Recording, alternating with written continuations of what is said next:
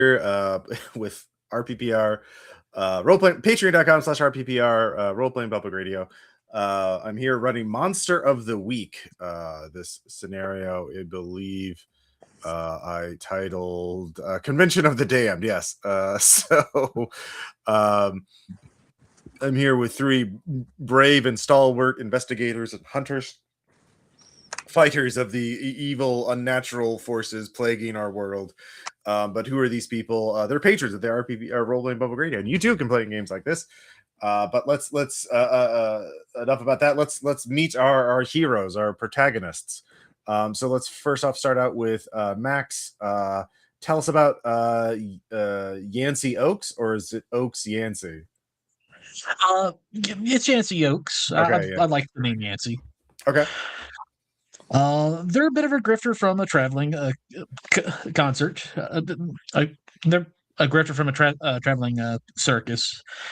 Your General Carney wears thrift store suits, a friendly face, just not too much to them, really.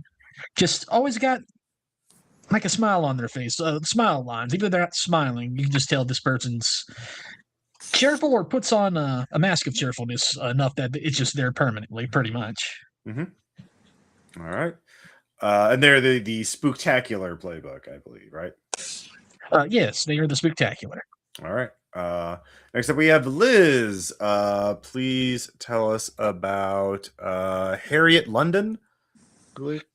Yeah, so she is she's a spell slinger. If you need a miracle, or if you need help, call the police. If you need a miracle, you call Harriet London. All right. Very good. Definitely not ripping that off from another well-known author. All right. And then we have Weird. Please tell us about Norma Jean. Norma Jean is a witch. We're using the Mystic Playbook for that. There's several different ways you could build a witch, such as that one. Norma Jean is the kind of mystic who also, knows science works as well. Knows science works as well. Not the kind that says mysticism over science, but anyway, her focus is mysticism because that seems to fit with her behavior pattern more. She's got a greenhouse somewhere which has magic stuff in it, and sometimes the powers of darkness need to be. I have a delivery at my door. Keep talking. I'll be right back. Sure. Sometimes the powers of darkness need to be defeated, and other times powers of darkness just need some coffee and some cookies or something. You never really know. It's important not to get too, not to draw the guns first. Basically, I'm gonna give them a cheer. Oh, and I also have a pet cat named Cheshire, or a black cat of the Cheshire variety. He likes to continue to appear and disappear. His name is Nirvana. My cat. I'm not sure if Nirvana talks. I think sometimes the Nirvana talks to me, but only I can understand him. I think that's how it works. Yeah. All right.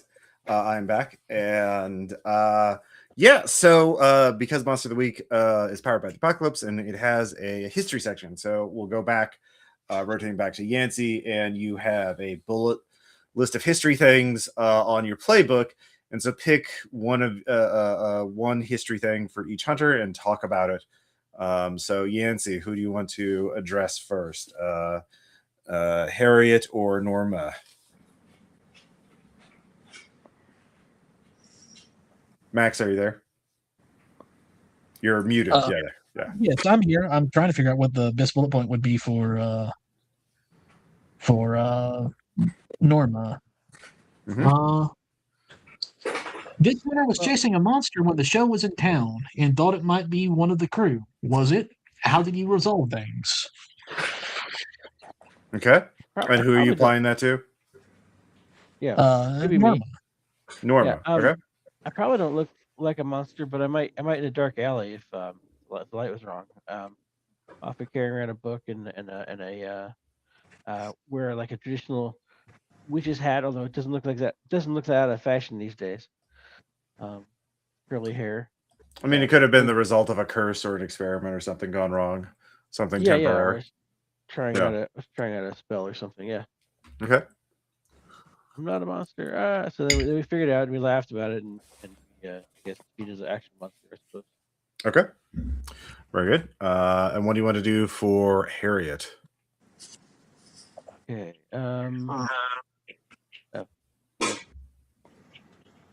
You're asking me or you're asking Harriet? Well, Yancey, like again, Yancey, your sorry, history. sorry. Yeah. Yeah, sorry. Go ahead.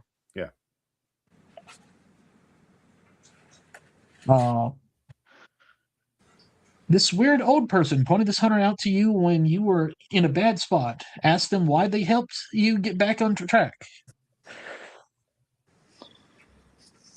What did I mess up and how did you help me? Ooh, that's a good question. Mudmen.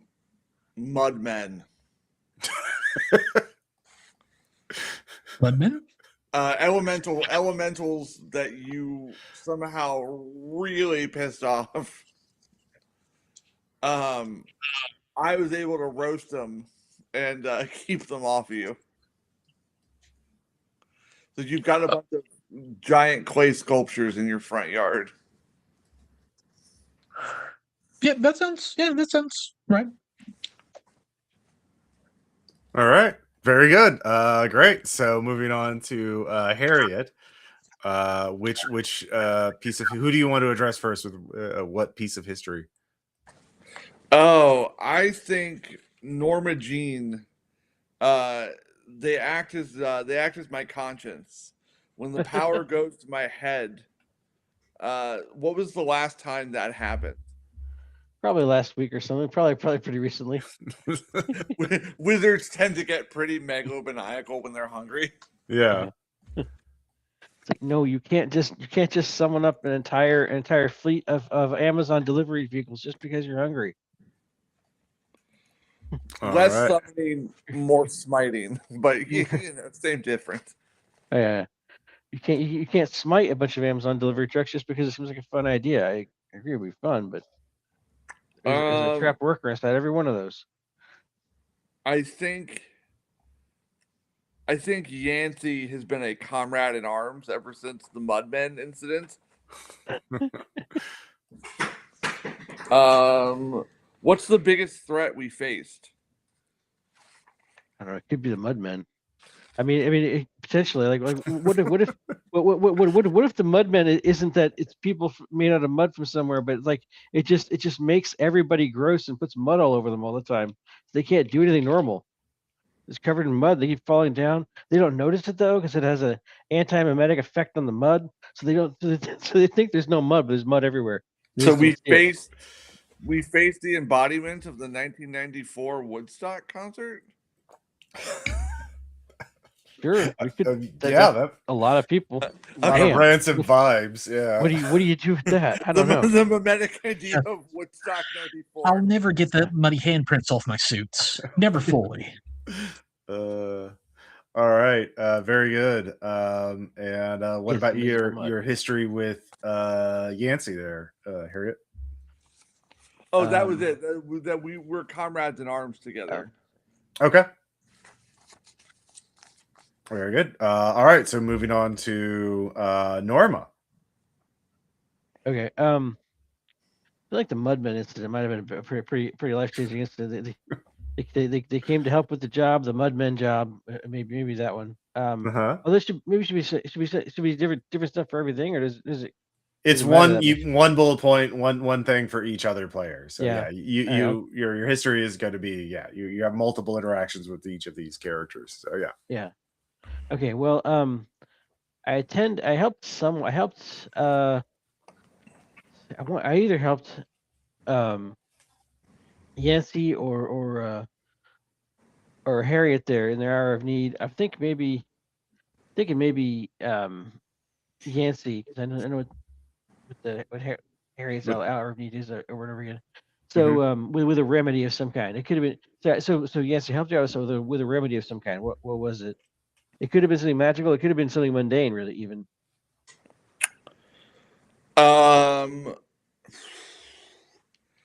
You needed mushrooms from a fairy ring. Ooh. And I had to go get them. That was not a great day. Okay. All right. And we still need. One, you need something for Yancey, Yeah. Okay. Yancey. You're my distant relation. Norma has a lot of them. How are we very vaguely related? We're cousins. I occasionally hit you alright. up with money. Okay. Very Sure. good. And sometimes I even have it. Sometimes you even have. I never really have it, Sometimes but I pay monthly back. I never really have it. But sometimes, like 10 minutes before you showed up, I found some money. Like, here you go. Here's that. All right. Sometimes I even pay it back. Oh my god. Truly a miracle. Yeah. So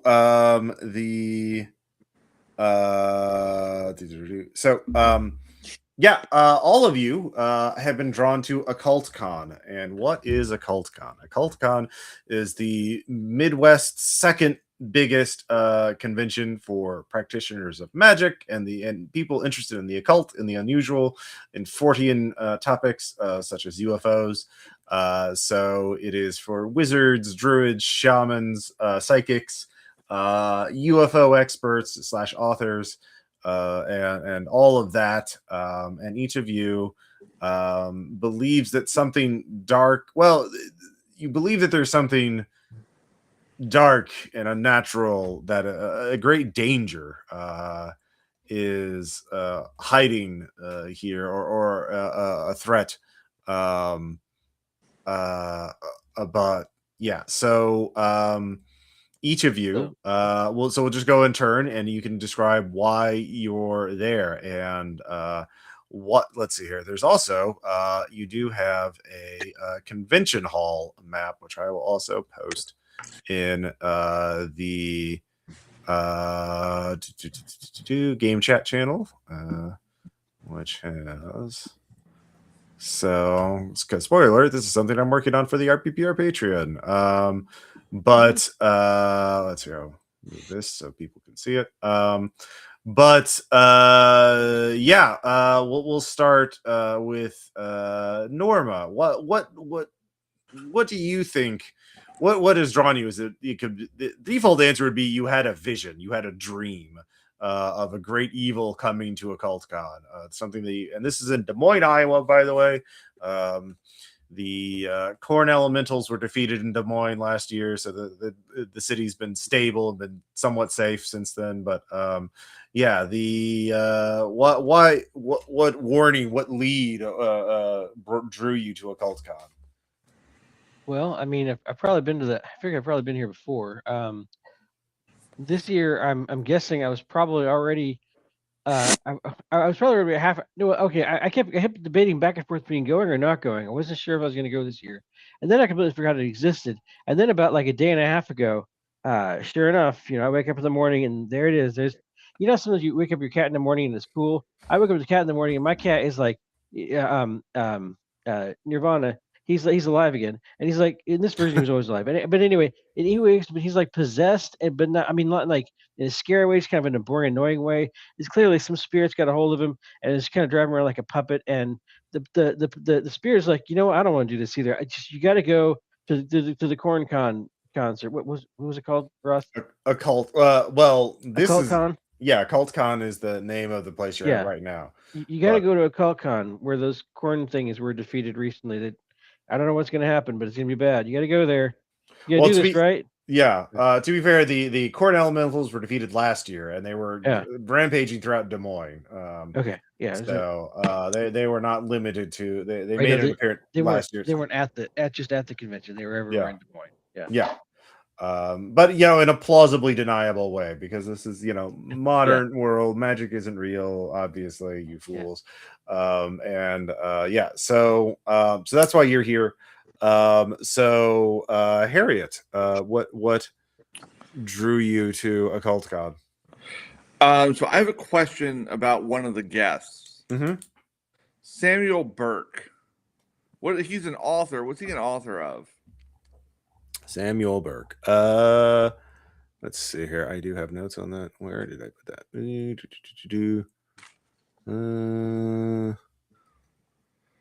hell, what number is he?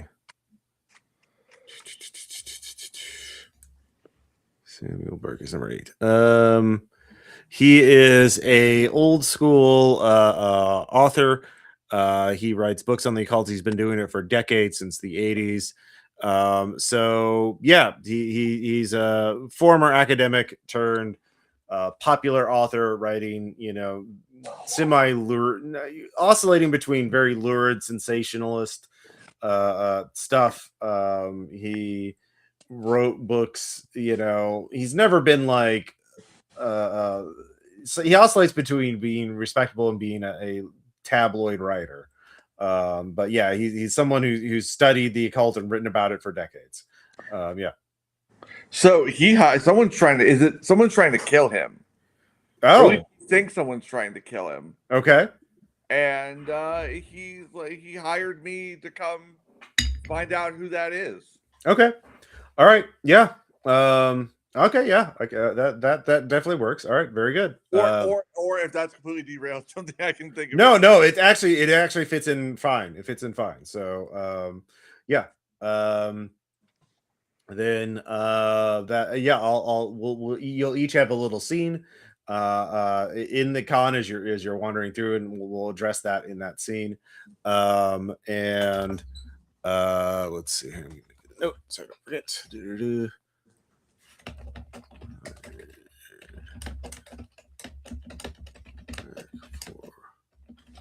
All right, finally, Yancey, what was your lead that drew you to Occult-Con? I'm here to help out my cousin. Okay. I'm here helping my cousin with their investigation. All right. I sort of work it so I can open up a side door and they just get in for free. Yeah. You owe them money anyway, so this is a good way to help pay off your debt. Yeah, it's better than paying them actual money. Yeah. So the three of you are here at Occult-Con. You're all three are in the convention hall itself. You can see a map of it. There are 20 booths here, and there's a good number of people here as well, wandering around, talking to authors and each other. This also has seminars and panel discussions and workshops and get-togethers in the evening and that kind of thing. But yeah, there's probably around 1,000 people in the con total. Probably half of them are in the convention hall right now. Probably maybe not that many, but a couple hundred at least. Yeah, you are all and there's skeptics, there's mall goths, there's various circles of pagans and druids, and there's people who believe in psychic powers, and these are all, as far as you three are actually have experienced the real supernatural, these are almost entirely like just regular people who read some books and decided that was going to be their lifestyle. There's very little actual magic happening at these places, if any. In fact, most of the time you'd be very surprised. You three are probably the most powerful, mystically inclined people in the room or in the hall right now. Probably. You don't know. There's hundreds of people here.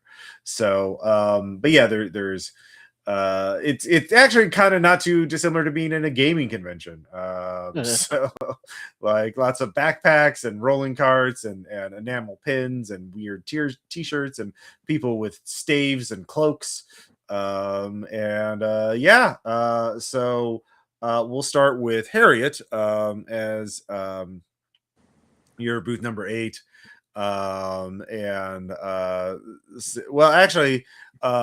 Yes, Sam met you before he Sam's I tried to get you tried to talk to him before the con started, but Sam was running late, so he just sort of ran into the hall and set up his booth to sell autographed copies of his books. He sort of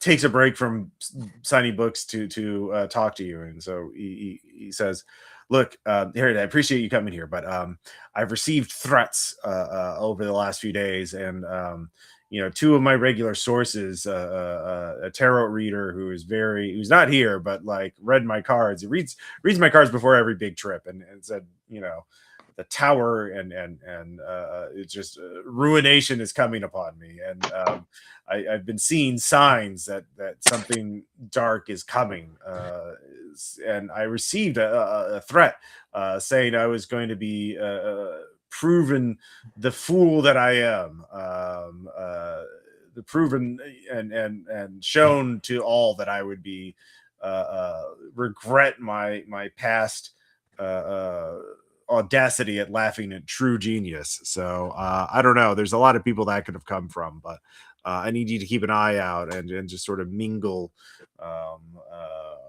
while you're there. So, but yeah, I really appreciate you coming out here in short notice. My publisher, of course, will sign the bill, pay your invoice.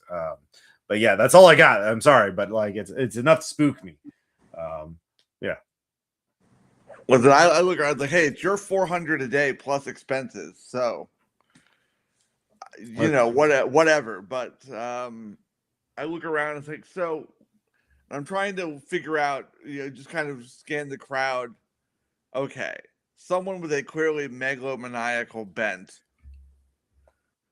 and it's kind of looking at the crowd of people in capes with staves, and oh boy, yep. You got your work cut out for you. There's a lot of people with different beliefs about their self-importance in the universe. So you have that conversation. Meanwhile, Norma and Yancey, are you two together heading into the convention all together, or like what's your game plan? I'm with Norma unless they don't want me to be. No, that's fine. I'm marveling at how much crystal jewelry there is. Oh yeah, for sure.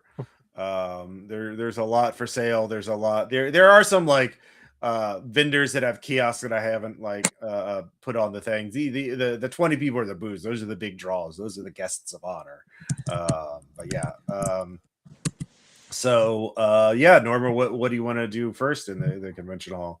I think, well, first of all, just to establish, I think what makes sense for me is I had a plan after I got the warning from a possessed cat. I had a plan to come here like a day or so in advance and volunteer. I didn't get around to it. It didn't happen. I just showed up at the last minute, like a lot of things I do. So this fate just works out, except when it doesn't. That's how you explain how the dice rolls work. And so I guess let's look around some and try and get an early vibe on. I guess I'll check. I'll get a brochure and check out the, what events we have this year. Try to look for anything that where if you look at it from a certain perspective, the hidden version of the text, so to speak, that says this is a danger. This is a problem. Okay. You can roll sharp.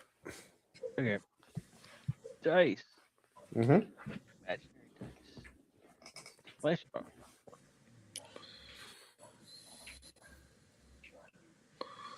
All right. 4. That's a bad roll. I probably didn't make that roll. Yeah, you definitely did not make that unless you had a 3 and sharp. Plus 0, so that's not gonna do it. Yep, that's not. All right. So yeah, you look at that and you're just like, well, nothing comes to mind. So you would mark a point of experience for that. But you're kind of like, maybe I'm missing something. And by the way, how many? I'm not going to spend it now, but how many points do we have to start with? There's like 3 of those things, or 3 points of luck. Yeah. Luck. Yeah. I'm not going to spend it. Go ahead. Let's see. I have a set of ghost shades. Oh, there's also one other. A character has this ability. I forget about half the time. When supposed to at the beginning of each mystery, supposed to roll plus weird to consult the cosmos about my fate. We insert that in really quick. So how does that work?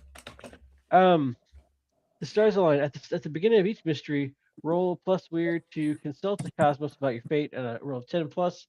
Hold 2 on a 7 through 9. Hold 1. Holds can be spent on the following. And there's several actions I could do. Okay. Yeah. Good. Definitely. Yeah. If you have any things that trigger at the start of an investigation, this is the time to use them. So yeah, go and make that roll. Insert scene in here and my weird. Where's weird? Yeah, okay. So I got a 10 because of my plus 2 on weird. All right. So that's nice. All right. So whenever you want to use one of those 2 hold, let me know. Okay. And so Yancey, you do have your spirit sunglasses, ghost shades, that let you see into the spirit world. Are you using them? I imagine you put them on and scan the hall. And right now, nothing triggers. Like there's nothing. This room is spiritually inactive. Well, as far as you can tell. So Not necessarily bad. it's just well, there could be some sort of mystical energy, but it's latent. It's not being triggered right now. So like, yeah. But there's no like active ghosts or spirits moving around doing stuff. But this is what you're all doing at about the same time. It's a little after 10 a.m. It's about 10:30, 11. The crowd, the crowds are thronging. It is Friday the 13th, the start of the con. Ooh, and that's when all of you hear all of the doors to the convention hall slam shut at the same time, as well the windows.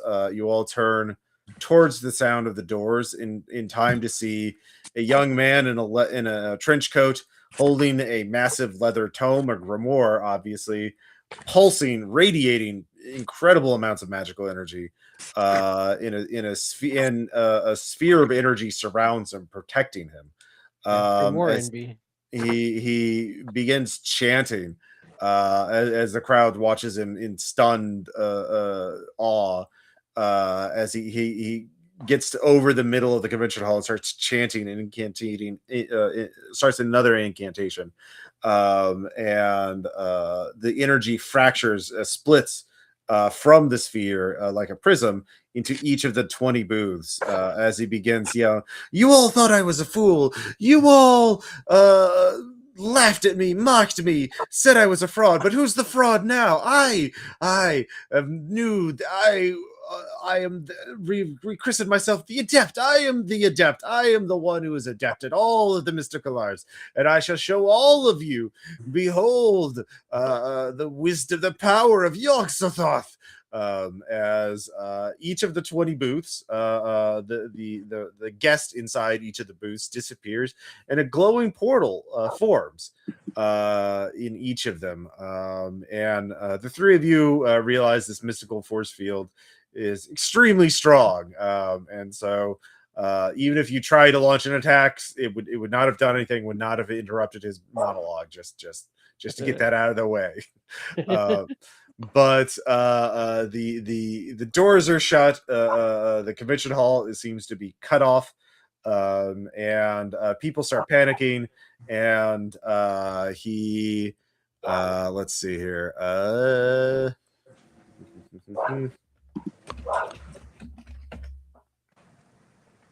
Goes starts floating into portal booth 5. He goes in there and disappears, and so there's brief pandemonium as this all happens in the space of about a minute or two, as this adept seemed to have a very strong game plan. Now you could definitely try and roll sharp to figure out what's going on, what you know about these things. There are, of course, people yelling and panicking. People are trying to get out.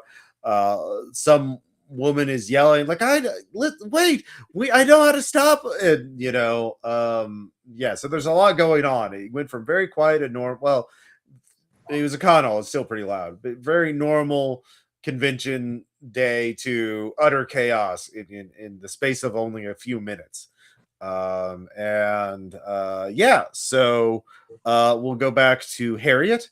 Your client Sam Burke has disappeared into that portal. What do you want to do? Have I spotted Norma and Yancey? Yes. So my first thing I'm going to do is go over to them and be like, "Why are you two here?" Well, I mean, because my cat said I should be here. My cat, Nirvana, is pretty good at these kinds of things. Honestly, not the strangest thing I've seen today. Yeah. Well, we. I'm just here. I'm just here to help my cuz. Dope.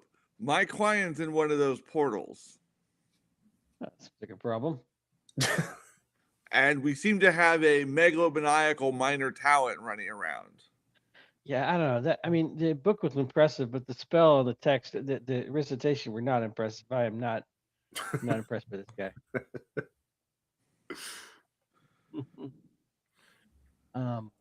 Yeah, well, we should do something about that, probably, right? Mm-hmm. I bet we should do that. Okay. Also, I just got to ask each of you what you want to do. Yeah, we'll start with you, Norma. What do you want to do?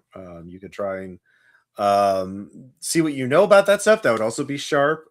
You could use your own magic to help divine more information. There is one voice sticking out. Some older woman is yelling that she knows what to do. Of course, there's other people that are running around panicking, trying to get out. It does. Several people's like, does anybody's cell phone work? It doesn't seem that anyone's cell phone is working. So yeah. Yeah. What's your first action? What do you want to do? I like the sharp idea. Okay, go ahead and roll sharp. I still like the sharp idea. Let's find out. We'll find out. Yeah. Okay, I get a 10 plus 2 from. No, plus 0. Right, 10 plus 0 equals 10. So yeah, that's a full success. If you want to look at the hunter, I mean, I'm going to be pretty loose. A house rule that the investigative mystery, you can be more open-ended with your questions. So you get to ask 2 questions. Yeah. Like of the scene of the mystery or what? Okay. So, yeah. Investigative mystery I mean, this could also be read a bad situation. So basically ask 2 questions. Okay. I see what you're saying. Well, anyway, what I'm curious about, I am curious about the other kind of clue, whatever you dropped, whatever. One person saying she knows what was to do about this. I'm always interested to hear what that person has to say. Usually, then it turns out they're wrong, but she might be right. So okay. I'm really curious to know what she is. Or can I don't know. Yeah. Find well, I mean, rolling sharp means it's like what you would recognize from the scene Okay. already, understand what's going on. So yeah, you Well, could. okay. Did she happen to say anything else that I can remember? Well, if you just want to listen to her, you could just listen to her. You don't have to roll for that. So like, so if you go over to her, Yeah. so, and you can ask your questions later. So yeah, that's fine. Okay. She says, hello, I'm Dr. Elizabeth Armitage from Miskatonic University. I don't remember that young man's name, but that book I recognize. It's called The Wisdom of Yog-Sothoth. It's one of our books we keep in our special collection at the university, and yeah, it's portal magic. It was stolen a few months ago, and that was the only book that we weren't able to recover. So it's a very dangerous book. I think I know what he's trying to do. He is it's a ritual of enlightenment. It's supposed to be of enlightenment, where one scholar channels Yog-Sothoth's power into other scholars, turning their beliefs and views and knowledge into a realm that the ritual master can then visit and gain the perspective, gain the wisdom of their perspective. But I think this young man, who was very insecure, he was humiliated at last year's Occult-Con. He was the laughing stock of the con. Everyone dunked on him. Okay. Yeah. Well, you were distracted by the corn elementals, I think. Yeah. And so he, I think what he's weaponizing this ritual of enlightenment for revenge. I think he's going to go into each realm and dominate and humiliate and or possibly eat the soul of every person in these realms. But in order to use this ritual, the ritual master has to channel himself, his past, his present, and his future. So 3 of these realms, each of these realms is held together by a temporary magical construct. And the guest, the resident of that realm, the scholar, uses that magical artifact to sort of control it. 3 of them are fragments of the adept, his past, his present, his future. If you can find those 3 artifacts and put them together, you can create the English translation is crucible, but what it'll turn into an artifact that will dispel the ritual and allow you to deal with the adept. Of course, there are 20, well, I guess 19 realms left. So, but the other artifacts will each give you information to point to the fragments. You understand? So out of character, you go in a realm, you get the artifact. It'll either give you a clue to where the fragment is or be one of the fragments. And each realm will reflect the views of that owner or of that guest. So we flip through some pocket realities inadvertently created by different scholars' minds, and use a little thing out of each one to hopefully gain a clue to help us zero in more quickly on the actual adept's realm. We can stop him. Yeah, basically. And so all these are kind of like instantiated mind worlds, if you. Yeah. But yeah, they will. It's he's misusing this ritual. This is meant to. He channeling the power of a god is not going to go in well anyway. But it's really going to go badly. One time. Yeah. That is I say all that stuff out loud so that okay. Yeah. Their characters are. Right there. All right. Questions I can ask too of the scene. Yes. I guess. Yeah. Like, I guess. Okay. So broadly speaking, I get the not very subtle hint that she's basically correct about how this works. Probably. What's their name? You make something up, or you can make something up. Anyone who's that right about things, I'm going to keep their name down. Well, her name is Dr. Armitage, Dr. Elizabeth right. Armitage. Simple name. Yeah. Right. So Norma has this conversation. The Yancey and Harriet, you both hear this as well. You can ask questions as well. You can investigate, or you can talk to the other people. It seems the adept was somebody that people in the con recognized, or they humiliated him last year. Now he's back for revenge. Is there anything you want to do or ask? Investigate on your own. Harriet, I think I get the gist of it. Okay. Bad guy split himself into 3 parts and 3 portals. One of them is probably my client. Smash him, find the other 2. We stop the bad guy. Okay, I can work with this. Mm-hmm. And then Harry, who's your client exactly? Do we know? I mean, Do I know? Samuel Burke, the author. Okay. He's a number 8. All right. Yancey, any questions for you or anything you want to do? I'm wondering if these portals are interconnected. Is there a way I can shut the door behind him and just kind of give this dude a harder time? Roll weird. All right.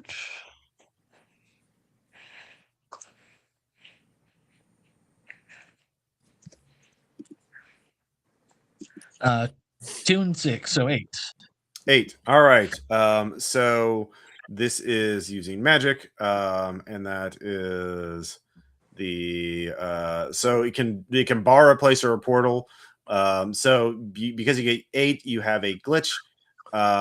You get to determine your glitch, but then I determine how it is implemented. So you realize you're not. So the effect is weakened. The effect is a short duration. You take 1 harm. The magic draws immediate unwelcome attention, or it has a problematic side effect. What do you want? I also have the move, the game is fixed. When you use magic in a crowded and chaotic place, like a fairground, take +1 forward. You may also choose the following effects whenever you use magic. Someone fails a skilled task, you disappear unnoticed in untraceable in a crowded and chaotic scene, instantly set up, pack up, carnival, stall, or campsite, track someone, get a bunch of cash. I guess I just attract a bunch of attention to him, and I guess I can track where he is at the same time. He sees me, I see him. Let's see here. Which one? The game is fixed when you use magic.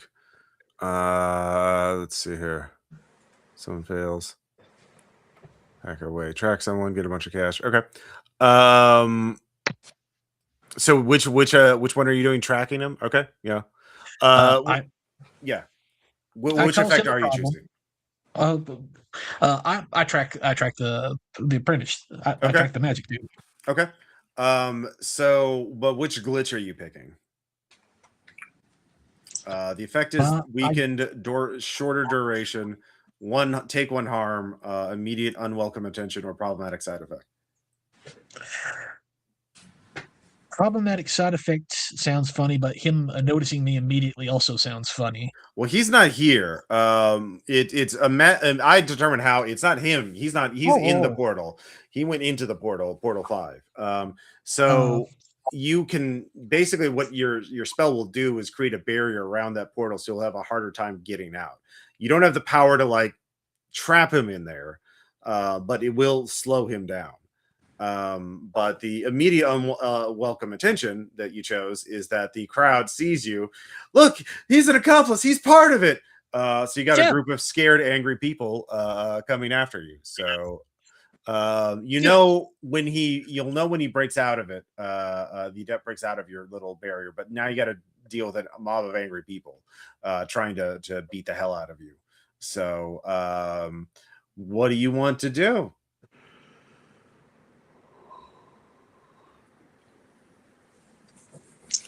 I lie to the crowd. He's trying to drag me through the portal. Obviously, I can't be an accomplice. Okay, roll cool. All right. Or charm. Sorry, charm.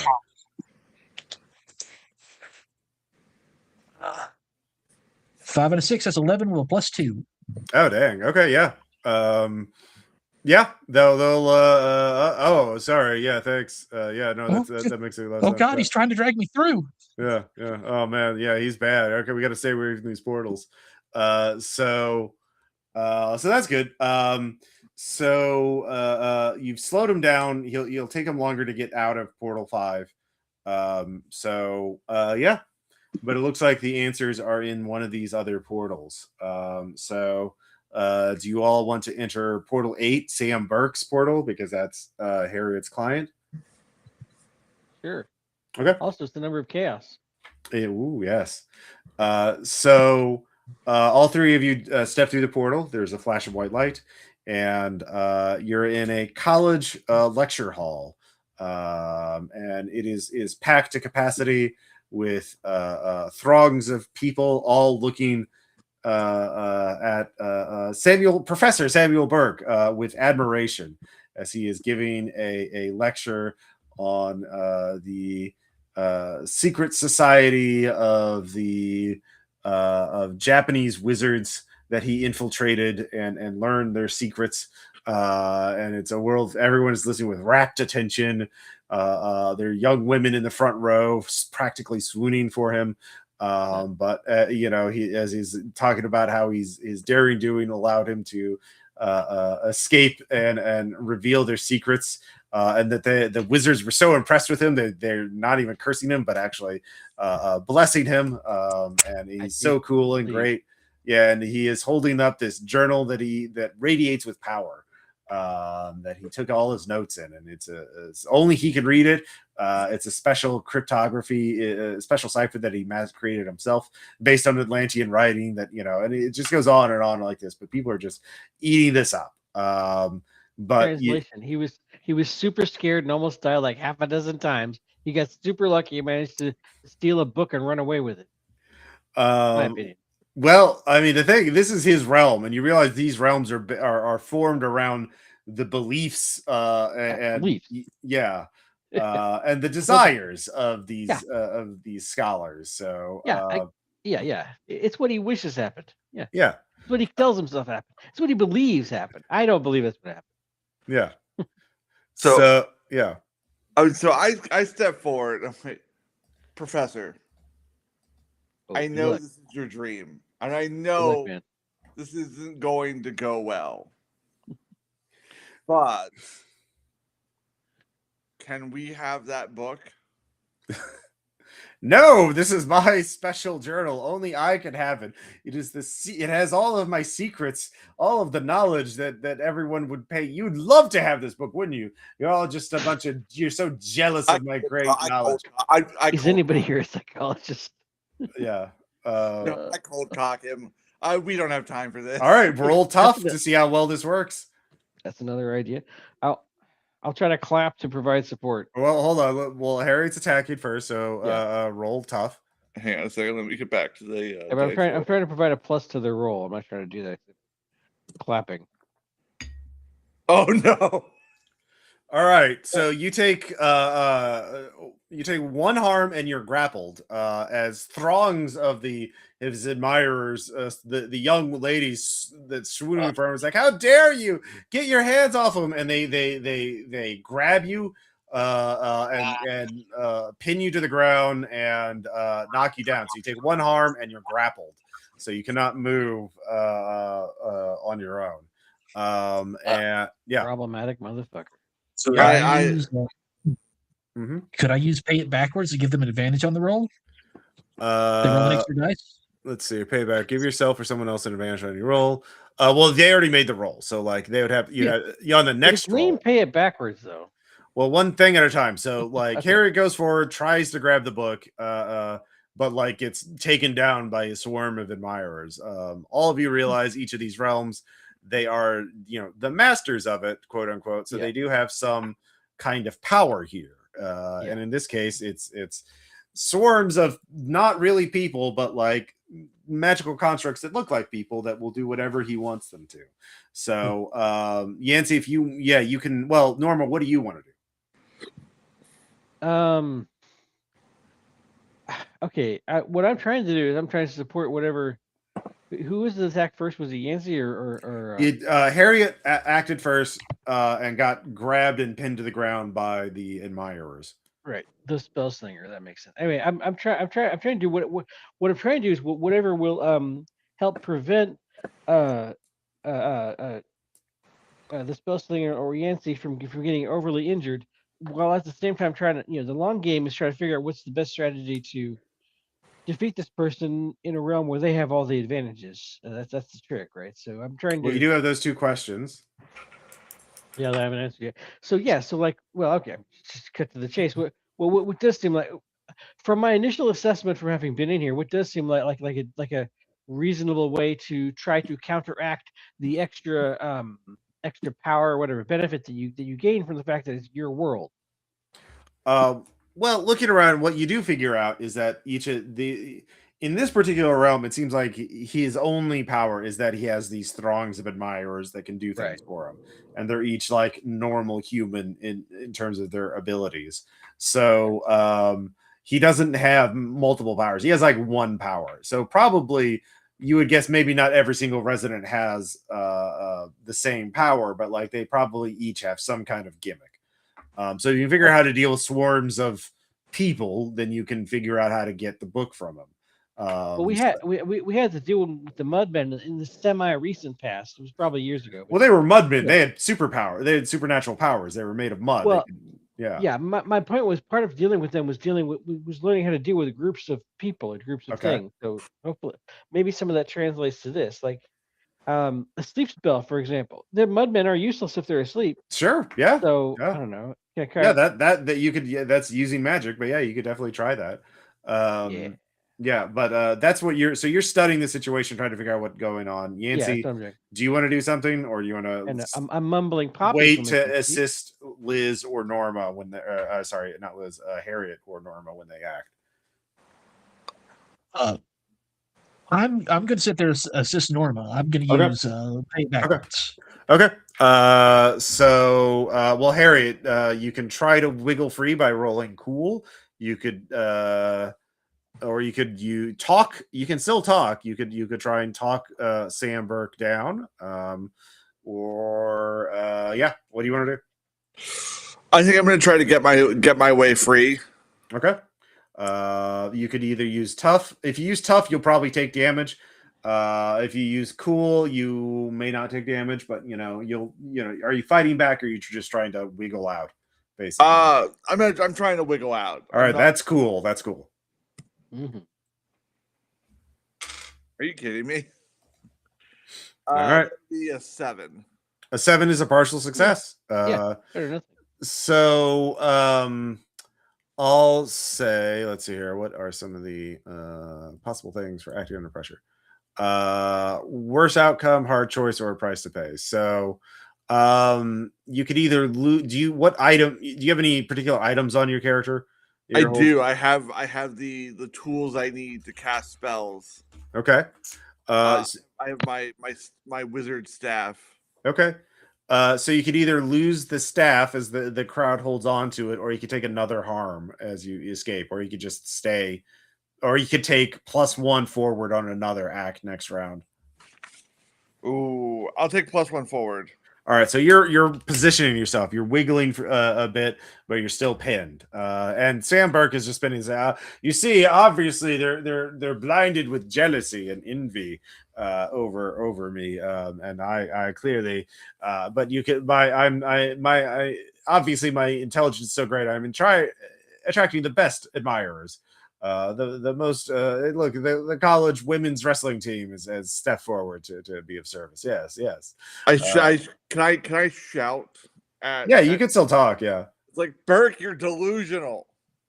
Well, that's not really a great rhetorical gambit to get him to listen. No, I'm not trying to. I'm not doing all right. this. Yeah. I'm just mad. Yeah, that's fair. That's fair. So Norma, what's your next move? Okay, I don't want to taunt Sam yet, but when I do want to taunt Sam, I feel like it's the perfect taunt. But we're not nearly there yet. Yeah, what are we doing? Okay, how are things right now? Sorry. You're in the lecture. You're in this realm. Sam Burke has the book, which is clearly the artifact that you need. And he has a crowd of, they're not people, but they look like people. Constructs that swoon and admire him and do whatever he wants them to. And your Harriet is pinned to the ground by some of them. What spell would I have to do to try to just send us all back to regular reality for now? You could. There's a fire exit door. You could just leave this realm. But come on,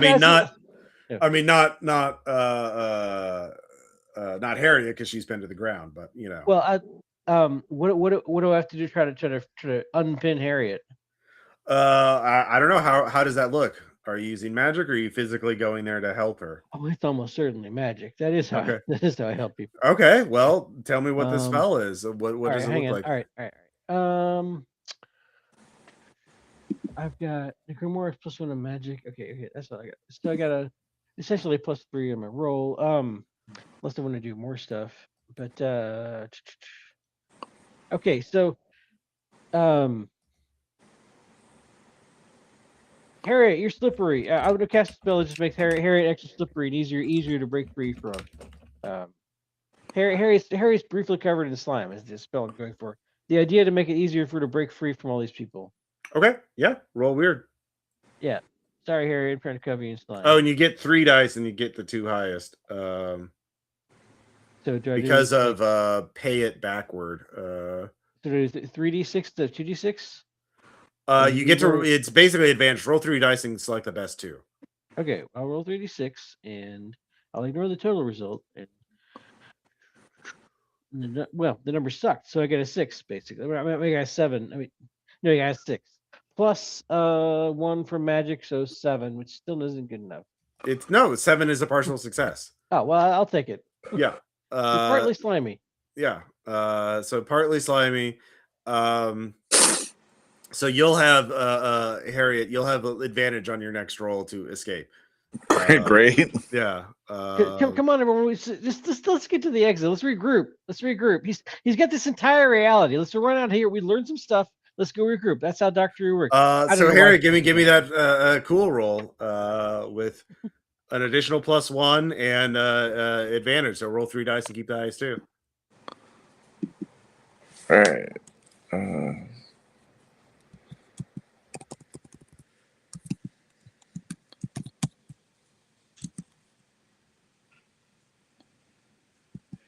No, 3d6. Yeah. Thinking even though machines don't think.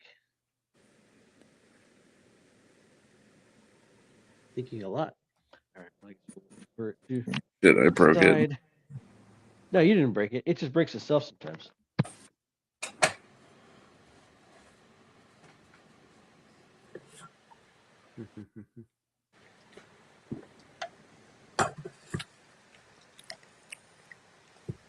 Come on, Dicepot.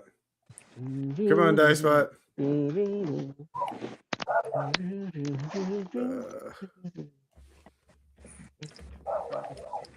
Oh, there we go. Oh, nope. Yeah, that was me just testing it. You might want to try to just roll it again. Sometimes Yeah. it gets stuck. Yeah, because the other roll will take forever to eventually resolve. Yeah. I think each dice roll is handled separately. I think, like a separate instance of the bot or something. Am I doing it? So is it /R space 3D? Yeah, you're doing it right. It's you're just doing it right. It's yeah. it's just the thing. Here, It's I'll just use being my perfect. roll. Technology. Okay, yeah. Yeah. There we go. 2 6s. Yay. You easily get forward. You easily wiggle out. Now that you're nice and slimy. And Great. yeah. welcome. So you're out. You can escape. You can leave this realm and try somewhere else.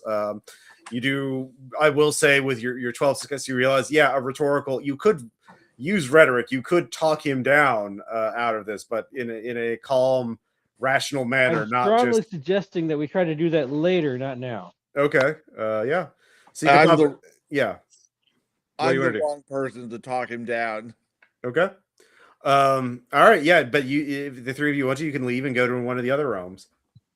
Well, I look at my cousin. If my cousin's leaving, I'm leaving. I'm suggesting a strong suggestion of the spell slinger. Come on, man. Discretion, valor. That way you can kick his ass later. Come on. Okay. I pick myself up. I'm brushing slime off. Not a man, but I understand the principle. Let's go. Sorry, my bad. All right. Sometimes retreating is the best option. Okay. So you pop back in there. Your little barrier is still holding, but it is straining. So he's the adept's going to escape from realm 5 pretty soon. So you have time to go into another one of the other realms. So which number do you want to go into? Wait, were we in 5 or 8? I thought we were in 8. You were in 8. He went into 5. He His went plan is to go into every realm and humiliate and torment the people in each of the 20 realms. So yeah. Okay, sure.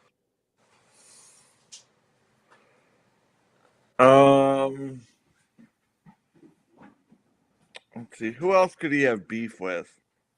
Apparently he has beef with everybody. All 20 people. Yeah, like I'm looking at it kind of numerologically. What numbers look interesting?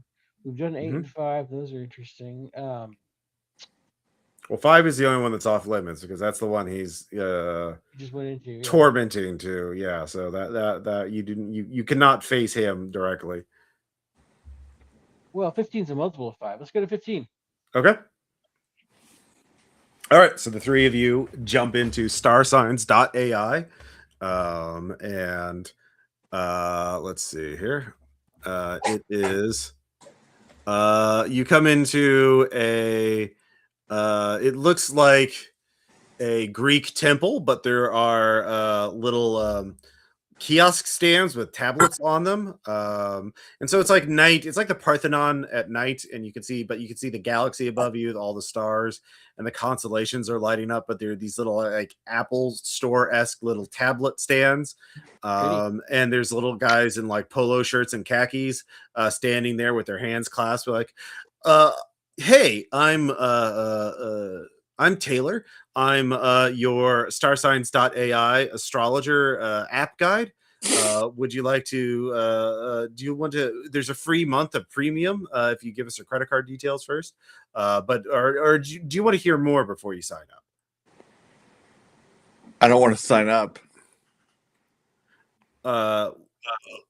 Well, this is so so Taylor continues on. Well, astrology is one of our oldest sciences, but we've taken it with our newest science of AI and blended it together to give you AI guided astrology readings, blending with our data set of every public domain astrology text. We're able to give you the best and most accurate star readings of all time. Combining that with NASA information on star systems, it's the best way to get an edge on the world. and find Look at out one what of the the stars have to say for you. I look at the face say, how can you improve on fate? Well, it's our understanding of what fate has in store for us. We make mistakes because we're reading the numbers wrong. We're reading the stars wrong, and the AI can read patterns that we can't. It can read the threads of fate even better. Yeah, I can read patterns that you can't, and then also it's a bullshit engine. It just tells you what you want to hear. So after that, it'll instead of giving you a magic 8-ball that always lies to you, tells you the fate is terrible. You a magic 8-ball that always lies to you, tells you everything's gonna be great. No, in fact, no, like I can tell, for example, you're about to trip, and No. go and roll cool there. God damn it. Charm 5.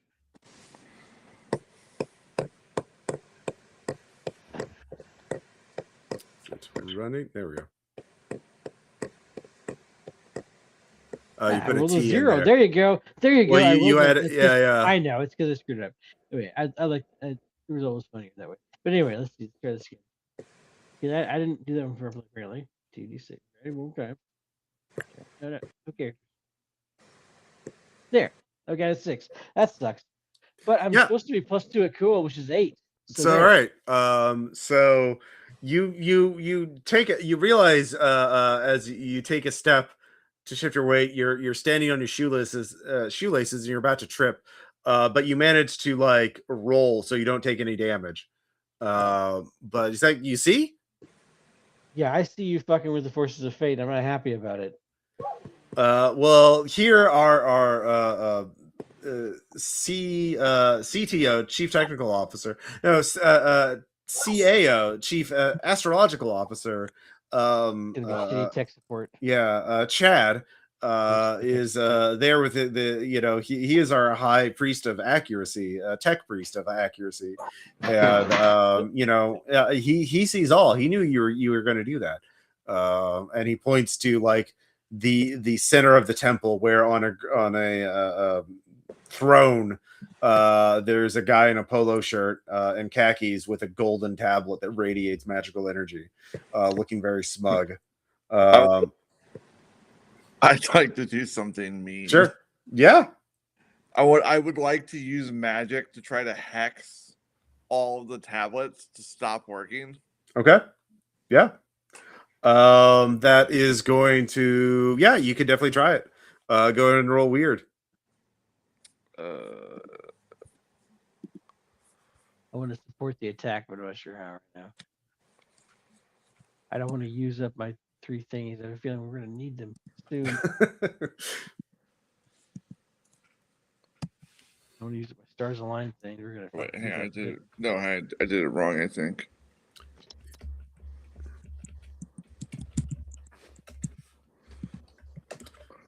There it goes. Right. Careful typing. Oh my god, does it just not like you, Liz? It might not. Does someone mind rolling for me? I'll roll for you. Yeah. There we go. So you got a 9. What's your weird? +2, so 11. 11. All right. Yeah, they flicker off. Except for the golden tablet. The golden tablet, it resists it. It's the magical artifact. So but you've upset the realm. And Chad stands up from his throne and says, "Oh, the stars say that a rock from the heavens is going to fall on your head." The stars say fuck off. So Harriet, Yancer, are you gonna do anything while this is going on? Oh yeah, he stands up. I've had enough of this. This guy's a prick. Mm-hmm. I lower my I get closer to him. March up to him. I am in full broody, angry wizard mode. I level my staff and shout "Fuego!" Okay, so you're attacking him. Oh yeah, It's a hell of a attack. Okay. Doing Harry Dresden on him. Mm-hmm. Yeah. Listen, Harriet London is a unique, distinct character from Tim Butcher's Harry Dresden. Yeah. All right, let's see. I'll roll again. Let's see here. I guess you have an attack spell. Yeah, basically, I get to do kick some ass, but use weird instead. Okay. So you rolled a 6 plus 2. That's an 8. Can I? I'm going to spend a point of luck. Okay. To make that 12. So yeah, let's see here. You get 1 extra effect, and so you would take 2 damage normally as a rock falls and hits you on the head as you fight him, and you would inflict your damage on him. I'm going to do 4 damage. Okay. You realize, all right, so you set him on fire, and he's just a normal guy, and so he drops the magical tablet, the golden tablet, and stops, drops, and rolls, and you take 2 harm as a rock falls and hits you on the head. Can we grab the golden tablet? Yeah, you can grab the golden tablet. Yeah. And you realize wait. though these are normal people, and if you do too much damage to them, you'll kill them. Yeah, maybe yeah. Well, what if I hold in the little power button on the golden tablet and it probably shuts the fuck down? What about that? Well, we'll just say Yancey's closer to it because he's been maneuvering up there Okay. all this time. Because Okay, Yancey, you haven't done anything yet. Is that okay, Yancey? Yeah. So I wait. wanted to sit there and I wanted to talk him out of the portal to go show all the people his wonderful thing, but I just make free with his tablet. All right. Unfortunately, there's a spell slinger here, so Yeah. I don't mean to interrupt, but on a 12 plus on kick some ass, I can pick an effect. Well, that's the advanced thing. If you're looking at the advanced ones, you have to have that. That's an improvement your character has to have. Oh, is it? Okay, I'm sorry. Yeah. If you look on your most of your sheets, when you improve your character, you can choose the advanced move of a version experience. Let's see here. Improvements. Take an option. Yeah, there's after you've leveled up 5 times, you qualified for advanced improvements. Okay. I misunderstood that then. I'm sorry. Yeah, no, that took me a while to figure out too. So yeah, Mark 2 basic moves is advanced, for example. So like, yeah. Gotcha.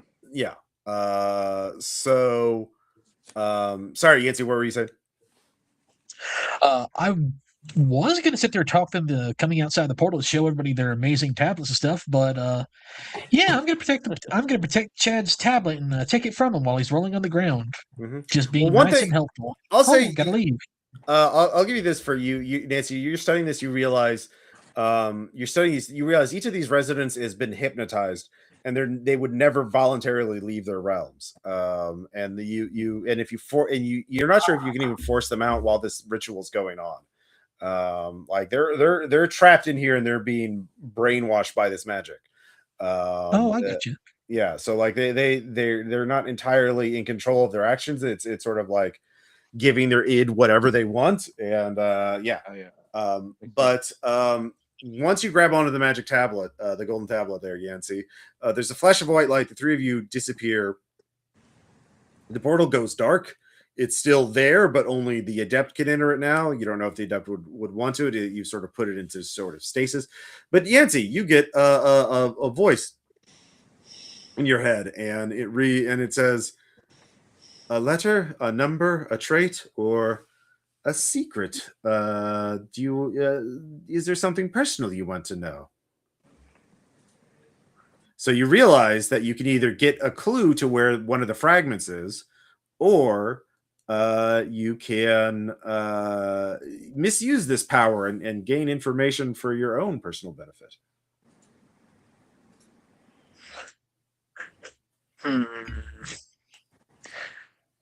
This is all chaotic, and I kind of want it to end. I would like a hint on where one of the fragments is. All right. Do you want a letter, a number, or a trait?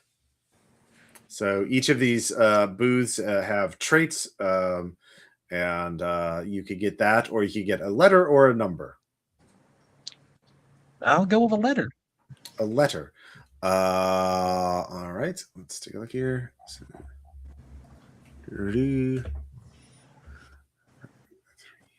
A letter is C.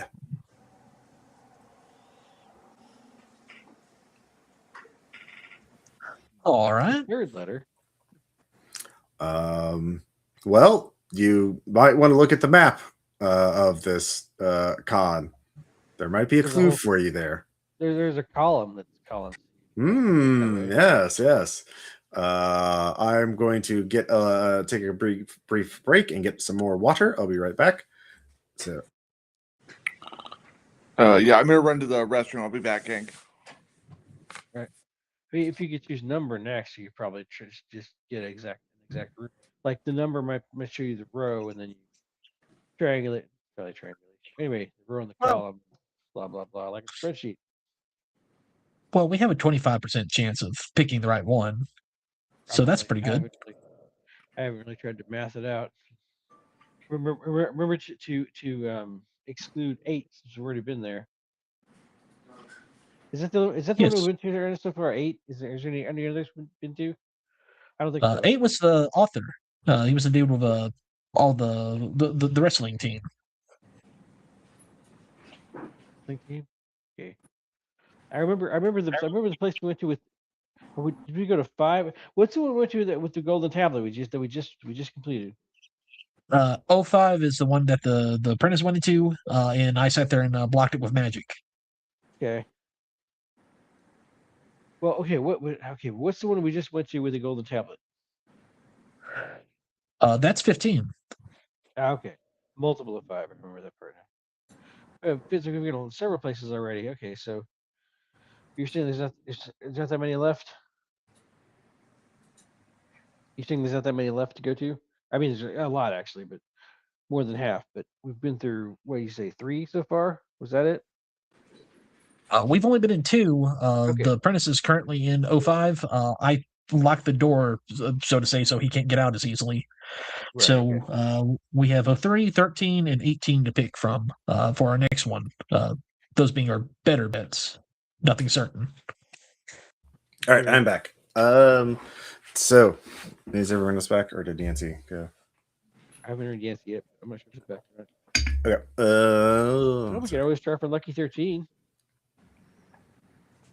Good old Lucky 13. I think that's my vote for now. Okay. 13. 13. 13's a good choice. All right. Let's take a look at what is on 13. Great. Oh yeah. Okay. So the 3 of you go into Portal 13. Betty Partridge, spiritual medium, and you are sunglasses. Yeah, sunglasses. Now there are that helps you figure out this whole situation. This realm is creating sort of illusionary magic but it has physical form while you're inside these realms. And so the Betty Partridge's realm looks like a nice corporate office, like a workspace environment, a WeSpace environment. But there are people there that are conducting seances over Zoom. And they are all all talking to Betty Partridge, who is there in all of the computers, guiding people to contact their loved ones over Zoom, their dearly departed loved ones over Zoom. And so these people are quite so it's a mixture of high tech, or not like high styled corporate office environment, but also like spiritual media, but in shared workspaces with Zoom meetings over seance Zooms. It's an odd blend as you're walking around listening these people do this with your spirit glasses, your ghost shades, whatever they're called. You can zero in that there is a CEO's office that is sort of cordoned off, but there is a group of ghostly interns that are filtering out and obeying Betty's words. What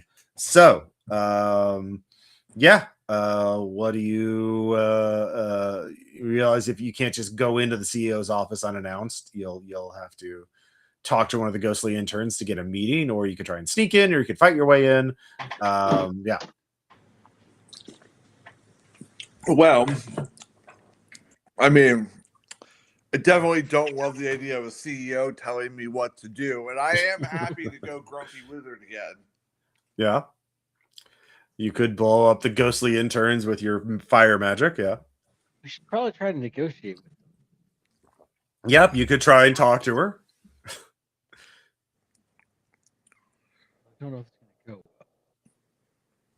I mean, you have to talk your way into the room first. Yeah. I just asked one of the interns, is the CEO busy? Can I sit there and can I hit her up for an interesting business proposition? What's the nature of your business proposition?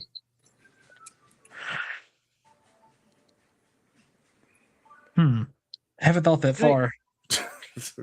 Okay. I have. Yeah. Okay. Yeah. I don't know if this is going to be effective or not, but it says have a one of the stars line. One of the things, have a needed item ready and on hand. Could, and this might be too much, I don't know, but could one of these items be like, or be? It's literally a charm. It's just called the charm, which would be a little necklace with a little like, I don't know, like something on it, like an ankh or something that could give me a +1 on skill rolls, but only for the rest of this, maybe the scene or the session or something like that. Wait, is there a +1 on charm on talking, talking checks? That makes sense. I mean, if you could just, if you Persuasion. want a needed item, you could just say you have a business card from a venture capital fund. Okay, sure, but yeah, I guess that'll work for this. Yeah. For this session or this scene, yeah. Okay. Yeah. It will just get you in the room. Like, Oh yeah, for free success. Yeah, I'll take that too. yeah. Yeah. It's raining. Well, if I lose power, by the way, if I disappear, it's because of a thunderstorm. You show the visit card from a very wealthy venture capital company, and they're like, "Oh yes, please come in. Would you like some water? Would you like water with cucumber? Would you like a complimentary face wrap? Yes, or I might like a face wrap. okay." They give you a nice little face wrap, in this little plastic package. It's from Korea. They're the best. They Cool. make the best face wraps. So Ignore the racism. well, no, I mean, Korean like makeup and skincare industry is actually well regarded. So yeah. Okay. So the three are in there, and you see Betty Partridge, who you all know of, is basically an old school like seance medium grifter, who gained a lot of notoriety in the COVID by doing seances over Zoom for people, especially who had lost people during the pandemic. Because those were so great. Yeah, so just like old school grinding grifter, like making money one grieving household at a time. And now she's the CEO of this company. She's obviously, her inner desire was to have financial success, and that sort of thing. So she is it's her item, her artifact is a Mac, one of those Macs that's built into the monitor. Radiates power. All in one. On her desk. But she's got these ghostly interns. Floating around her, protectively. So, but she's eager to hear your claim. Yes, we're eager for expansion here. We think we can make this worldwide. I like back to the groups. Anyone else got anything? Because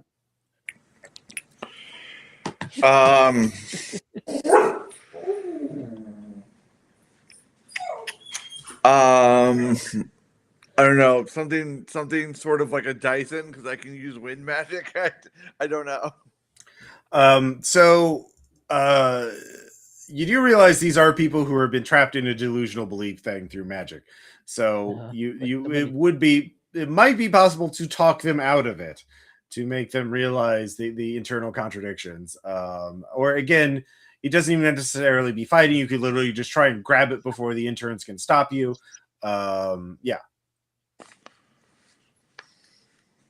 Okay. I- What was her name? The person that said hi that's running all this? Betty Partridge is the person in the realm, the person you're talking to. So was it like her realm? Yes, this is her realm. Okay. You went into the booth 13 into the portal. This is her realm, yeah.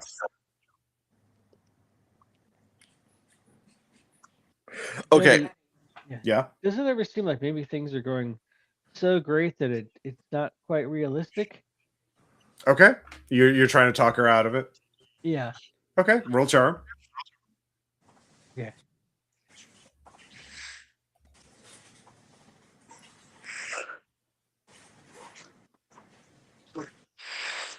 Uh, 9 plus 0, 9. 9. Okay. Yeah. So the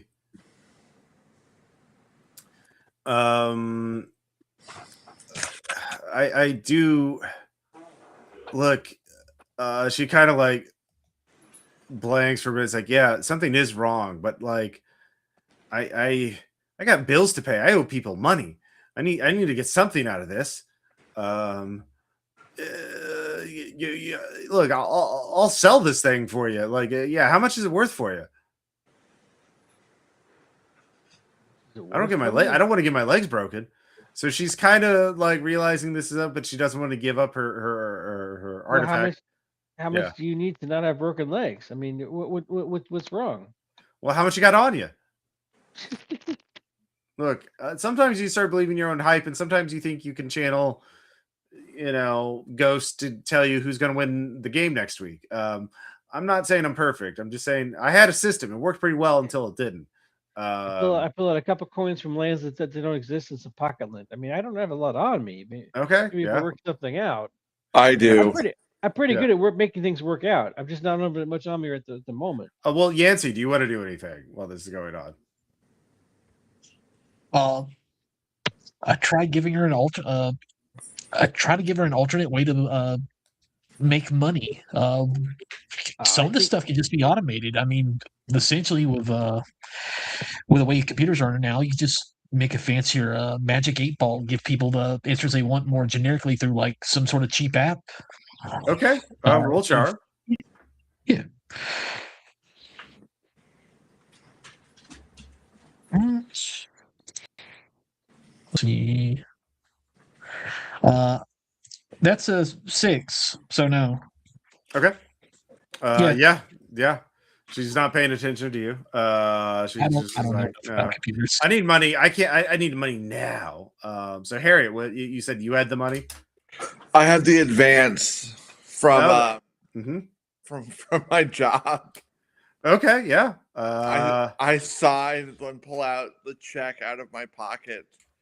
Okay. Yeah. Can you sign it then? And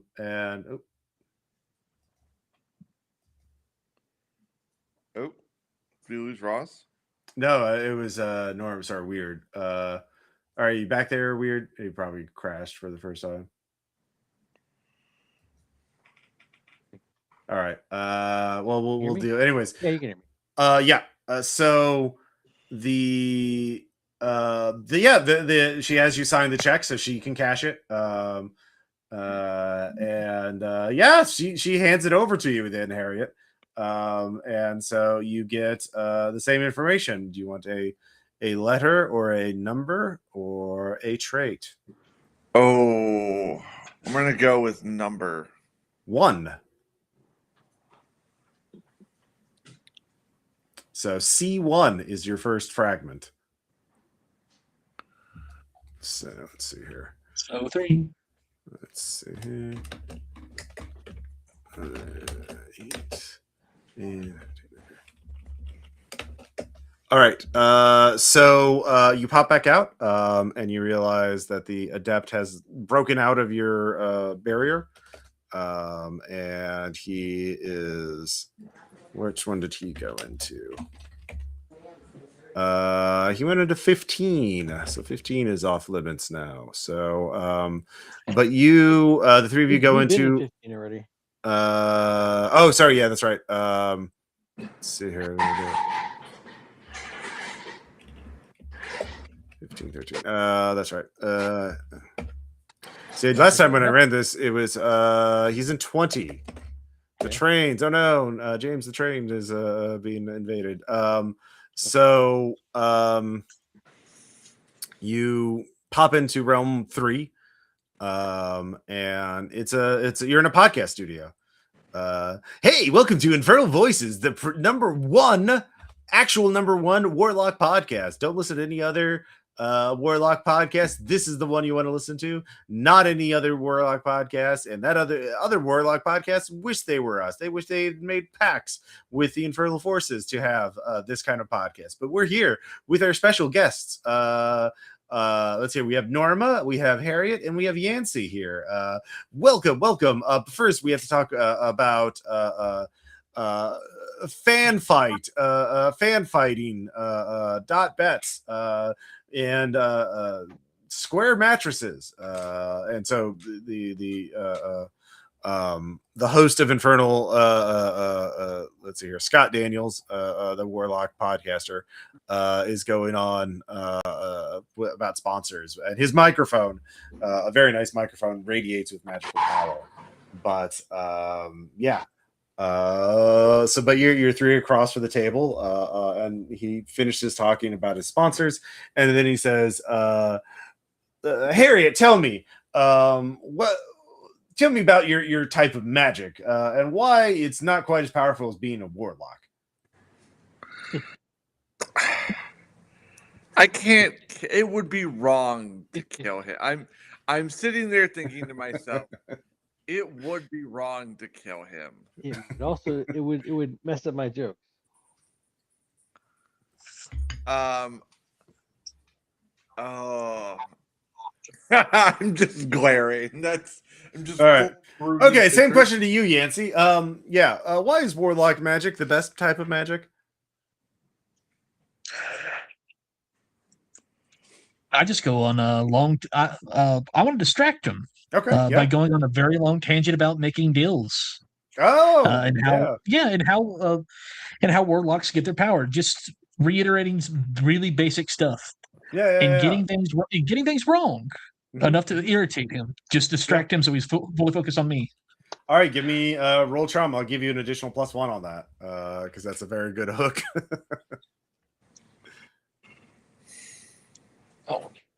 That's 11. That's okay. 11 with my +2, so 3 + 6. Yeah, he is. You have locked in. This is primo. To be fair, this is great podcasting material. This is great podcasting.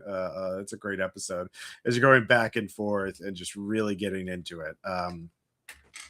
So while Harriet's fuming and Yancey's distracting Scott Daniels, the podcaster, Norma, what do you want to do? I was kind of waiting until it was my turn to talk to this guy, but I mean, there's already a distraction happening. So you could pile in and try and badger him into realizing he's in a delusion. Well, as you know, Justin, which is your real legal and magically binding first name, messing around these kinds of magic can have a lot of severe side effects, which is why people don't normally recommend it. You know, it's like the crack cocaine of dealing with alternate realities. You're guaranteed to stab yourself in the face very hard. Okay. Go ahead. If you want to roll charm for that, I would allow that. Yeah.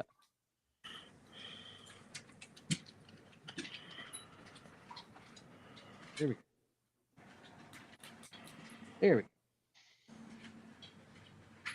11 + 0. Damn. All right. Justin, not Scott Daniels. Sort of like, it's like, oh my god, this is way better than our actual studio is. What the hell is going on? This is weird, man. This is I was at Occult-Con. I'm not in back at this. Too much wishful thinking is toxic to a human mind. But I don't know, man. This feels really good though. That's the point. That's how they get you. That's how they got. Oh, I got. Yeah. Oh, man. I thought the sponsor. At least I bet I'm doing better than that freaking Oracle of Asmodeus. None of it's gonna matter when it's in a fictional reality, buddy. You don't want to be such a picky eater. All right. He sits back dejected and is like, I don't know what am I doing with my life. So who's going to grab the golden microphone? Bill Slinger, maybe or not? Yeah, Maybe I that's do me. because All right. I'm just fed up. I'm done. All right, so you grab the microphone and there's a flash of light. You leave the room and you have the first fragment of the adept's past. So you get a brief montage of his past of being raised in a upper class household where he was neglected and sort of made very insecure by his very narcissistic parents, and he became a narcissist himself.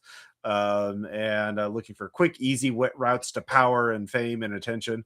So that's his past. If you have any questions about his past, you can. But now you know, more about his past.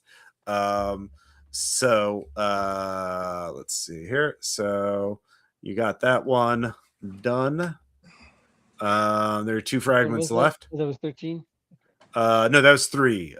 You got it out of 3. You got the clue in 13. So Flying through these realities.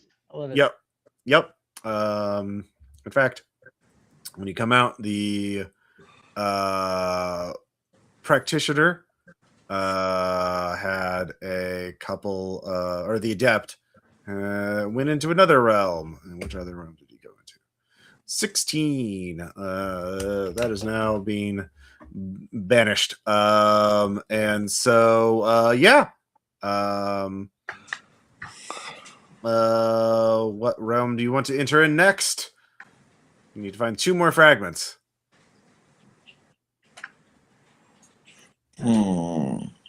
What about the druid? Which one? Oh, there's. He went into 16. There's more than one druid. Oh, my bad. It's gone. Yeah, it would probably. Let's see Like a here. whole druid, whole subset of druids. Yeah, there's 12 and 16 are both druids. Oh yeah. Yeah, what about 12? The angel summoner. All right, you no. dive into that. So you're in there. Welcome to the realm of the angel summoner. All your problems shall be solved by angels, invisible and omnipotent angels. So you're in a British, nice neighborhood. And there is you can see everyone is being healed and protected by angels flocking around them, helping them, carry groceries, walk the dog, cure their cut finger, everything, to doing their taxes, performing open heart surgery, and there is so you as you're looking around this neighborhood, you don't see the angel summoner yet, but he must be around here somewhere. So how are you going to look for him? I'm going to draw him out. Well, hang on. Well, oh no! Just ask nicely. I'll grab a needle, which I probably always have somewhere, and I'll prick my finger. Oh no! I have a wound. All right, an angel, please. An angel appears and like, oh, here is a band-aid for you, and the angel very gently puts a band-aid on your little finger. I looked at whoever her character was one an angel. He's like, here you go. Yeah, no, they put a band-aid on it. So and then the angel flies away, but you can follow them. Oh, okay, sure, we will follow me. Okay. So you start walking there. So you come to a cul-de-sac of this British suburban neighborhood, and there on the front lawn there is a man in a white and yellow robe with a cloak, long white hair, long white beard, and a staff that radiates angelic power, as people are queued up to have their problems addressed by the angel summoner. And he's just very like, aha, yes, I'm summoning angels and I'm doing good. Yes, very good. But yeah, that's it. So Yancey, what did you want to do? I was just going to ask nicely where he was to one of the angels, but now he's here. Yeah, I mean, following the angel or asking the angel, yeah, that would have worked too. Yeah, so he's very, very nice. He's helping all the people with his angels. So yeah. I sit there and I look around for the artifact. It should be easy to get it from him. Should be. Well, he's holding the staff, which radiates magical power. Probably the step. The math says. Yeah. So yeah. I'll ask if he'll let me hold it for a second. Oh no, sorry, you cannot. That is, it's only for angel summoners. It's for angel summoning. It's a very technical thing you wouldn't understand. But that's okay. The angels can help you with other things. I can let me handle the angel summoning, and you just get on with your life. Yancy, do you see how that works? You can always tell what the powerful thing is from the thing they won't let you hold. I just start going off on that I'm actually very well versed in how angels work, and I just start telling him all about fairies. They just I try to completely support what roll you're with doing. I know. just being annoying by getting everything wrong. That doesn't work. He's too calm, too chill about it. He is very much like it's like that's not angels. Like, oh, I'm being told by the angels that you're talking about fairies and not angels. So you're misspoken. If you want, I can have an angel tutor you about actual angels. Yes, but I'm sorry. So meanwhile, Harriet, what do you want to do? Oh, I kind of want to punch him. I'm just Stopping. I really don't like grifters. I really don't like this particular type of guy. Well, let's see here. The angel summoner is actually, he's not trying to get any money. He's just helping people. He's actually he seems to be more of a believer. Like he actually thinks he's helping people by summoning angels. Exactly. See, Harriet, the flaw with this person isn't that he's evil. It's that he's studying for a lazy version of quotation marks good, where he's helping people with imaginary problems because it's much easier than dealing with the horror of actual life. That's his trick. I don't know how that helps you, but that's where he gets it wrong. Mm-hmm. All right. That's his vulnerability. I think we're gonna do something a little desperate here. Okay. I'm taking inspiration from my favorite RPPR cast member, Tom. Uh-huh. I'm pulling my revolver. I have a revolver out of my coat pocket. Uh-huh. And I'm pointing it at myself. Okay. Very Doctor Who. And I'm like, listen. The only way you could stop me from pulling this trigger is if you hand over that staff. Okay. Yeah, I'm tempted to take odds on that bet, but okay. Yeah, roll charm. All right. Could someone roll for me? Oh yeah. I'll roll for you. Oops, I'm on the wrong thing. This is the worst idea I've ever had. Oh, it's not the worst idea. It's fake. Okay, so you got a 5, so that's not going to succeed. So he doesn't believe you. Most of the week will be all right. Unless you want to spend your point of luck, one of your points of luck. Oh, you know what? I do. Okay. Yeah. So you spend your point of luck. He's like, oh, please don't hurt yourself. That would be terrible. That's the angels and I don't want that to happen. You would think holding the staff would help you, but if it's for a good cause, you are. Oh, here he holds his staff out. I gladly take it. All right. There's a flash of light, and you get the same thing. Do you want a letter, a number, or a trait? Trait. A trait. All right. Let's see here. So that's number 7. Let's see here.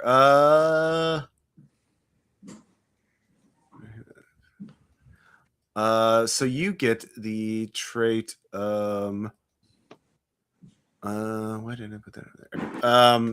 Technological. Oh. Actually, I'll give you this. So I'm playtesting this scenario. So I'll give you 2 traits. I'll give you let's see here. Witch and technological. You said weak? Witch. Witch. WITCH, witch? Yes. Like which is which? Hey, are the traits connected to the same person, or are they? Yes, they are connected to the same person. So the traits are things that are not necessarily going to be all on the guest directory. Like they obviously will have some of them, but as you notice, there's more than one witch, and so which is it? Is something you can actually, as you pop out. The adept is still in the previous booth that he was in earlier, which I think is 16. Yeah. So you have time to ask the people to try and figure out what the deal is with the. I think there's only 2 witches on here. Yeah. So you can talk to the people and get the vibe of each witch and see which one is more likely to be technological. Yeah, I think I'd like to do that. Okay. So each of you goes around and starts asking about that. We'll go back to Yancey. So Yancey, what do you want? Who do you want to ask around about? Are we out of the dimensional? Yes. You grabbed onto the staff, or Harriet did. There's a flash of light, and the realm, and so you went back to the convention hall, and you got a clue. The second fragment is held by one of the witches who has a technological bent. I just go to the second column and just start asking around, especially around. Well, you just ask the get when you go. Keep in mind, there's like a few hundred people trapped in the convention hall with you that are not going in the realm. So there's the librarian that you talked to earlier, but there's other people here around that were just attending. So you can just talk to people in general. But what topic do you want to ask them about? Do you want to ask them about? There's 2 witches that are listed on the guest directory, the number 7 and number 10. I'll ask which one's more into the old ways, so I know which one it isn't. Okay. Well, they're like, Emily's really into the cozy stuff, like cabins, and she described herself as a Studio Ghibli witch. And Miss Malicious is she's very punk, and she has a podcast where she talks about, plays her punk band music and talks about witch stuff. Okay, thank you. That's incredibly helpful. Mm-hmm. So it's not going to be the Studio Ghibli one. Okay. It's got to be. Okay. 7. All right, the 2 of you agree? Yeah. All right, so you go into Realm 7. And in Realm 7, Miss Malicious is you're in the hallway outside the bathroom in an underground bar. The hallway is narrow. There are posters and signs up for local shows and stickers. People are doing unspeakable things in the bathroom that you can hear from outside the door. And down the floors are sticky. There's a fire exit behind you, from spilled drinks more than anything else. And it smells of clove cigarettes and vape. Yeah, well, actually, they're more vaping now. But the up ahead there is a mosh pit. There is a very loud punk band playing in this bar you're in. So. But the you stand up, and the other 3 of you are in that hallway. What do you want to do? Was there like a bouncer or anything? You push forward, not in the hallway that you're in. Oh. You're already in the bar. Okay, well, cool. So Already you're just outside the bathrooms. Wait.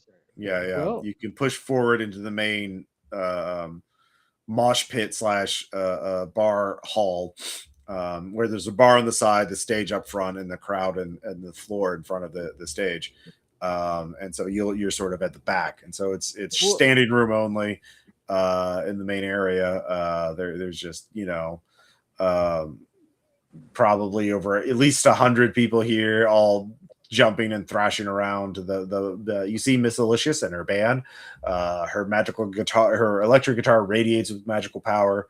There's a couple of security guys standing in front of the stage, and she is playing supernaturally well.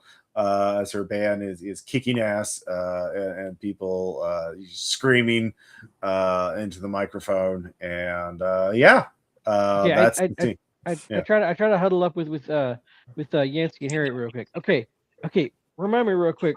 When I go through this many realities this fast, sometimes I lose track. Are we here for the guitar, or we do something else? No, we're here for the guitar. Okay. Yeah, we're here for the guitar. Well, in that case, I'm thinking I'm just gonna dance for a little bit. I'll let you guys figure something out. Okay. Yeah, you don't have to roll for that. Get in there. Yeah. Are you a fan of punk shows? I'm gonna no, but I'm gonna try. Really, feel like really out of place, like the 30-something with all this, old people. There's some older punks here too. Yeah. Well, that's good, because otherwise I'm gonna. Yeah, I'm gonna try. Yeah, there's some older people older than you there. It's all ages. Yeah. All right. With my with my paraphernalia, I just randomly have backstage passes. Oh, okay. Yeah. All right. I have tickets to the show. I have drink vouchers. Yeah. Okay. You have backstage patches. That'll get you into the green room after they finish their set. Harriet, is there anything you want to do before you go to the green room? No, I think I'm good. Okay. So yeah, with the backstage passes, that's the security guy waves you in, and the three of you go into the green room where the band is resting between sets. And you can see Miss an open bottle of hard liquor of some kind. Yeah, sure. Yeah. Okay. Don't know if I'm gonna need it, but it's there. Okay, yeah. And she's there, and they're talking about their upcoming world tour, and there's her producer or her manager is there, taking photos of her, and they're just kind of vibing, and they're like, "Oh, hey, some fans, cool. What's up?" I have a big sigh, and I look at her and I say, "Listen, that's a really cool guitar." That's a nice bike. Mm-hmm. Yeah, now you're being manipulated by some trust fund bastard.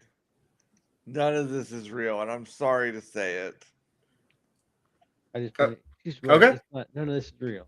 All right.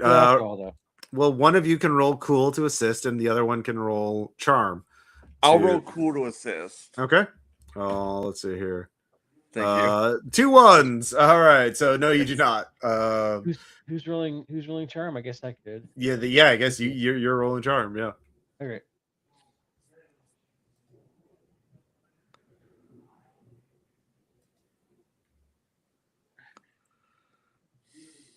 Seven plus 0 is 7 a success, or is it 8 the minute? 7 is a success. Yes. It is a partial success. Yeah. And so with that, you are able to. She's like, well, yeah, this does seem weird. I'm not gonna lie. This does seem, yeah. I get it. Yeah, something is off. Well, I was at a booth at Occult-Con, trying to promote my regional tour of the East Coast. Yeah, this is a little weird. So what's happening? Weird shit is happening. You're stuck in an alternate universe. You should probably go back to the main universe, because the longer you spend time in alternate universes, the more your reality tends to degrade to where you become nothing but fiction. Okay, well, look, before we go, can you do me a favor? Like, this guitar is so awesome. Can you just record the if I give you the guitar, everything disappears, but can you make something permanently real, and take it with you so that you can give it back to me? Like, she takes out a cassette. This was a really good album. And can you magically ward it so that I can use it for my next band, upload it on Bandcamp? I can try. Okay. Can I do something else? Well, okay. See, I spent 1 hold. Could I spend the last other hold that I get to have an item that that does this. Is that from your beginning of the move? The Okay. stars align. Yeah, this would be spending the second one of those. Okay. Auto. Auto success. That's actually a very difficult spell to cast. However, the stars align for me, and I have it ready. Okay. If you want to spend that hold, that'll work. Yeah. So Sorry, you can magically pull the cassette out of time and space, so it's no longer linked to this realm. It's a cool trick. I can only do it once, but yes. Yeah. It's a very cool trick. And with that, she hands you the guitar. And you get the second fragment, which is his present, his recent present, as you get the what do you call it?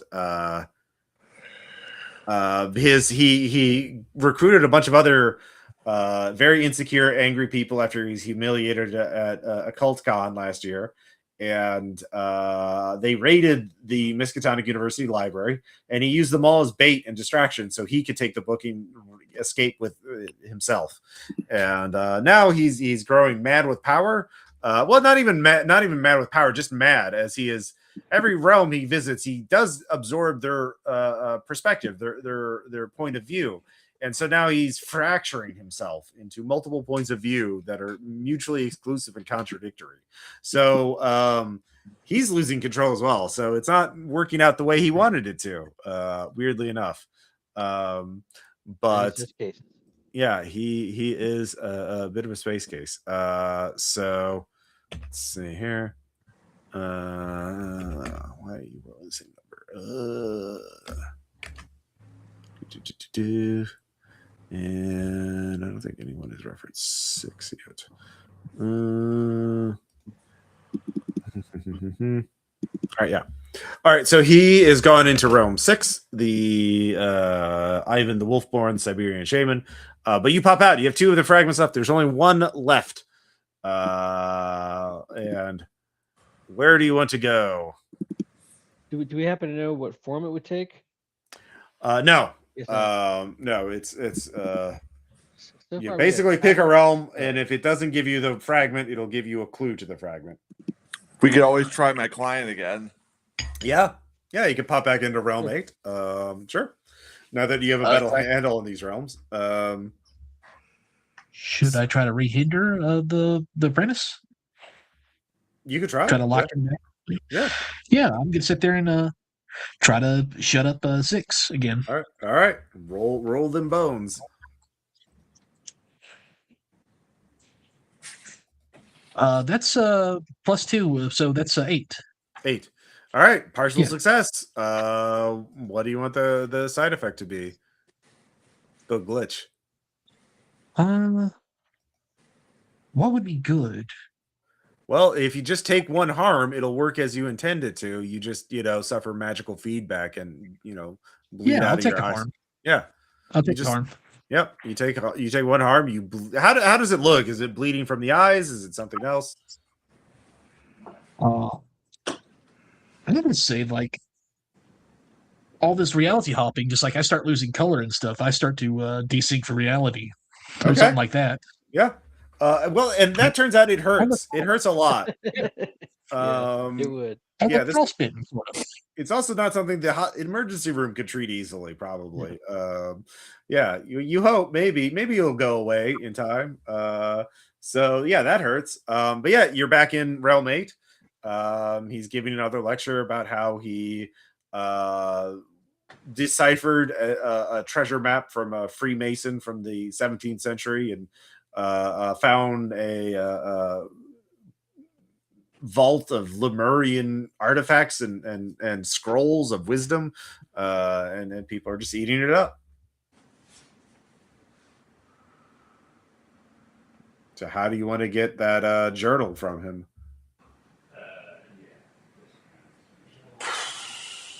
So do I know what happened to Yancey?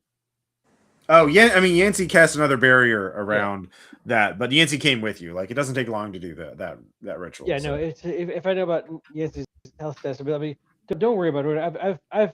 I've volunteered at Phase Anatomy a couple of times. This almost always resolves itself unless there's a complication. Aw. So cold, but I'm not cold. Y'all. Oh, hang on, gang. I'm sorry. I'll be right back. Sure. All right. We can take another break. Get Yeah, sure. more Yeah, I can use a break. things. So I will More be energy back as drinks. well. More coffee for Ross. Yeah, I'll be right back.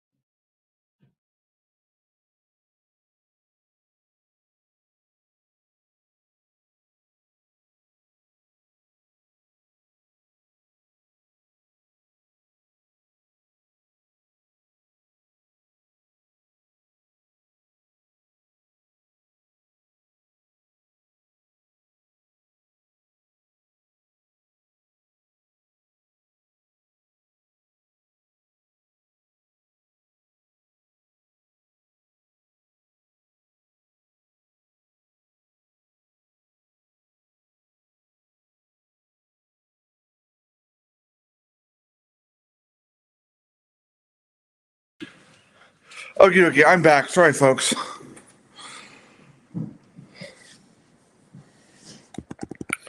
Hello?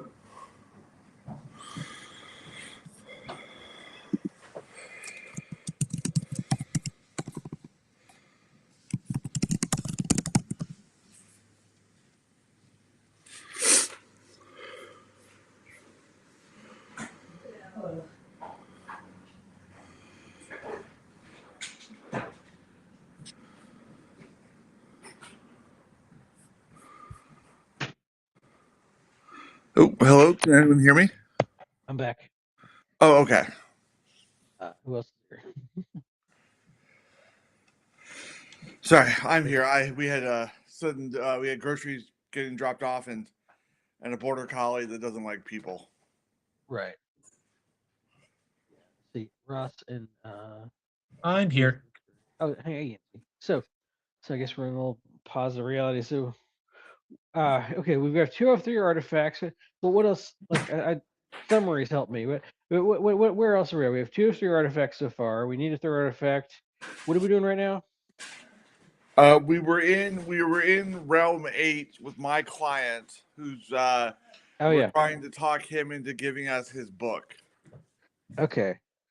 So that's the 3rd one. Then is the book. Well, we don't know. It could Okay. be a clue. It could be the 3rd MacGuffin. Yeah. Okay.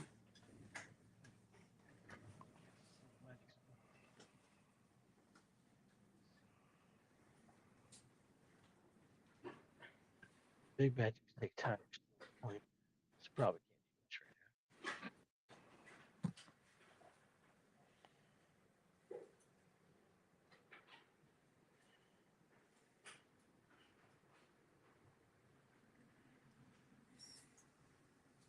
I think the spooktacular works better for somebody who's more naturally talkative. You're fine. I just happened to make this Norma Jean character. I found the Mystic playbook, and I'm like, yeah, that's, except for the part where the typical Mystic rejects all science and science doesn't work for them. That annoys me as a player, so I just choose to skip that part. Just pretend it's like Phase Anatomy where everything works. There's a playbook from one of the other books, The Action Scientist, that I really like. That would probably be cool because I haven't done that. I didn't know about that, but I listened to the whole one of the campaigns that maybe the only campaign that Aaron ran that was all about that. Is it just called Action Science? I don't think it's called that. I forget what it's called, but anyway, basically everybody is a scientist. All of you are superhero-ish scientists, and the question is what flavor of science do you have? Oh, was that Atomic Robo? Yeah, that's it. Atomic Robo. Yeah. Atomic Robo. Yeah, obviously, I'm not too familiar with it outside of the game, but obviously, I also see why it shows it. It makes sense. They've discovered one alternate dimension, and it's just filled with vampires. That's Oh what. no, that's I mean, presumably that's where all the Rifts vampires come from. I haven't really read much Rifts lore. At the same time, though, when I was a kid a million years ago, I had like a poster of Rift Vampire verse thing on the wall for some reason. Or when I was a teenager. All right. I'm back. Is everyone else back? yeah. Okay. Yep. So make a little coffee. All right. So you're back in Realm 8, Sam Burke's lecture hall, and he is giving a lecture, and it's going great. And yeah, what's your game plan here?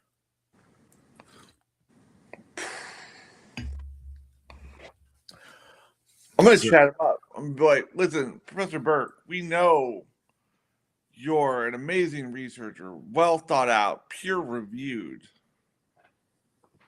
Mm-hmm.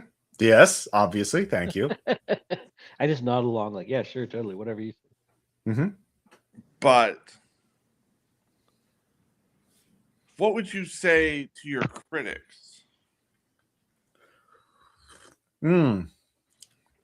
Well, there are those who don't believe in the supernatural and the unknown, and they're obviously fools, and the entire audience chuckles with him.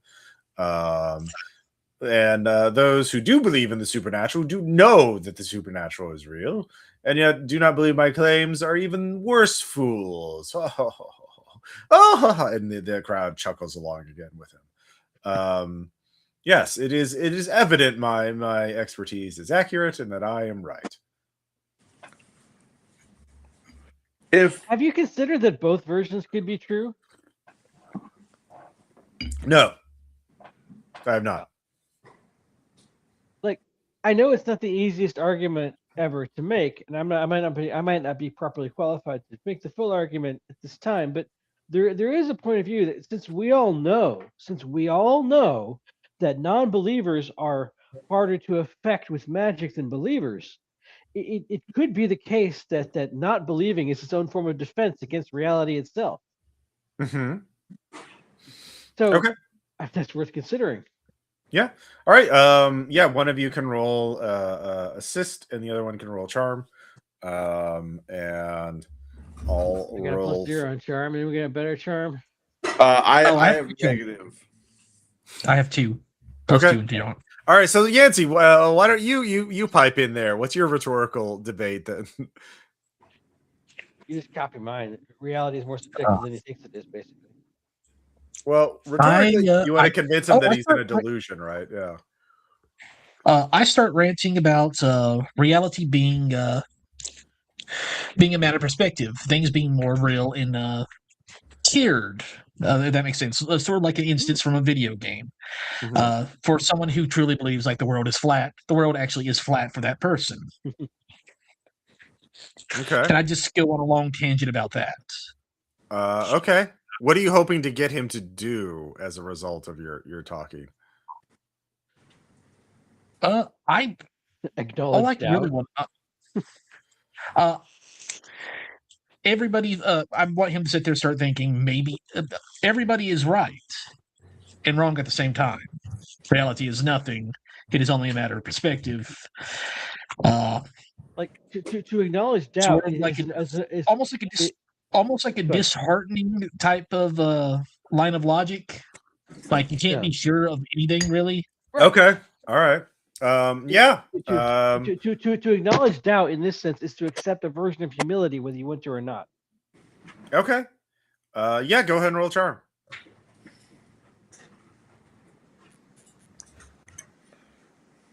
Here, 7. 7. Okay. So without he's kind of falls a bit into like he sort of gets lost in thought thinking about Everybody underestimates the power of doubt. But the crowd all turns to look at the three of you and they look pissed. So you're getting through to him to a degree. You're getting through to him, but he's all the way down there, and the crowd is now really angry at you. They're not acting yet, but like this is like a powder keg kind of situation. So if you have another part, anything less than a full success on anything is going to probably cause them to swarm you. So yeah.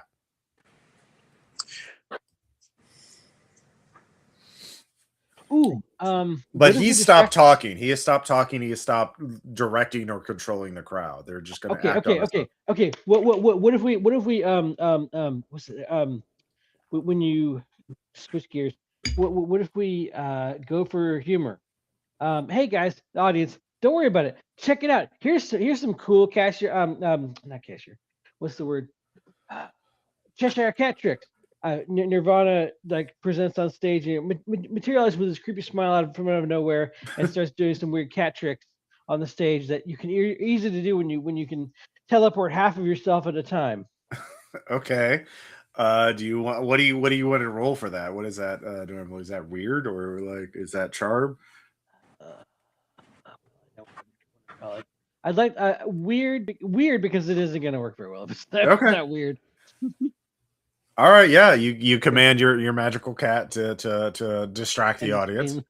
Yeah, he's if this works, he's gonna make me pay for it later. Yeah, so many scritchies. Okay, 6 + 2, 8. Okay, I'll say it partially succeeds. About half the crowd is watching the cat, and the other half is still focused on you. So there won't be quite as many angry magical people. Cat tricks. Yeah. So you absorbed about half the crowd's attention. So, Harriet, what do you want to do? So much fun. I'm gripping my staff, just waiting for the crowd to surge. Yeah, just because I'm ready action. Yeah, like I'm gathering power, ready to go. If it turns ugly, I'm prepared. Okay. Well, the crowd is not. You've sort of gotten Berg to not control or lead the crowd anymore, but the crowd is still there, and they're very protective of him, and they don't like that you've upset him, but they're not going to act unless you act, unless you set them off somehow. So you're kind of like in this standoff. I'm pretending there's no tension with the cat trick. There's a lot of tension. Yeah, I mean, some of the tensions there is. I'm pretending there's no. Okay, yeah. So yeah, really hard. Yeah. So Harry, what's your move? I whisper, grab the book. Okay. All right, Yancey, what do you say to that?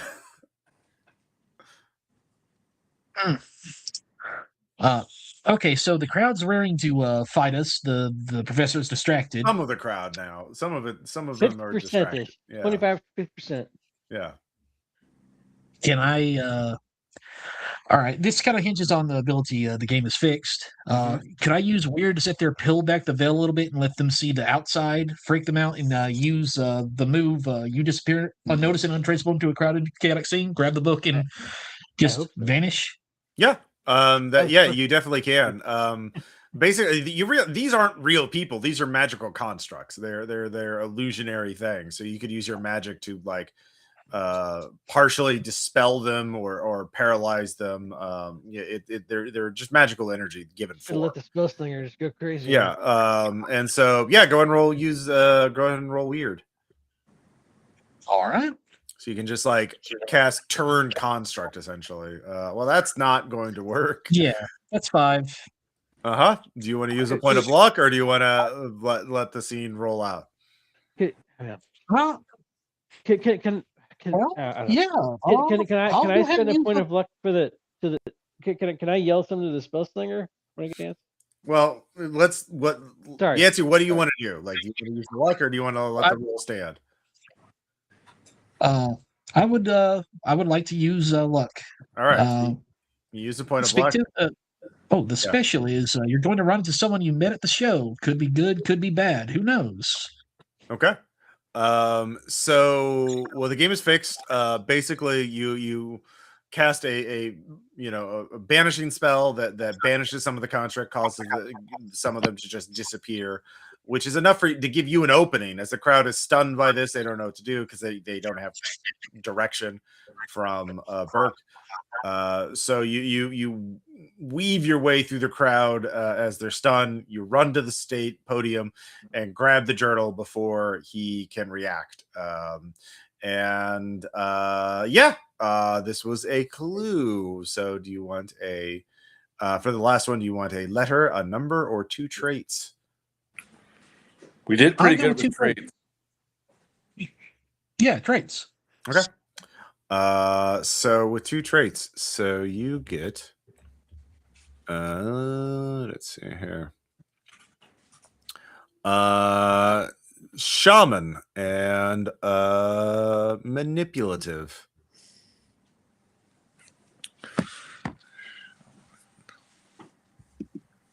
So looking at this, there's 9 who is a shaman, there's 18 who is a shaman, and those are the only 2 shamans. No, there's 6, but 6 is also been zapped. So I believe. Yeah. So 9 or 18 are both shaman. So you can ask around to figure out who would be more manipulative of the 2.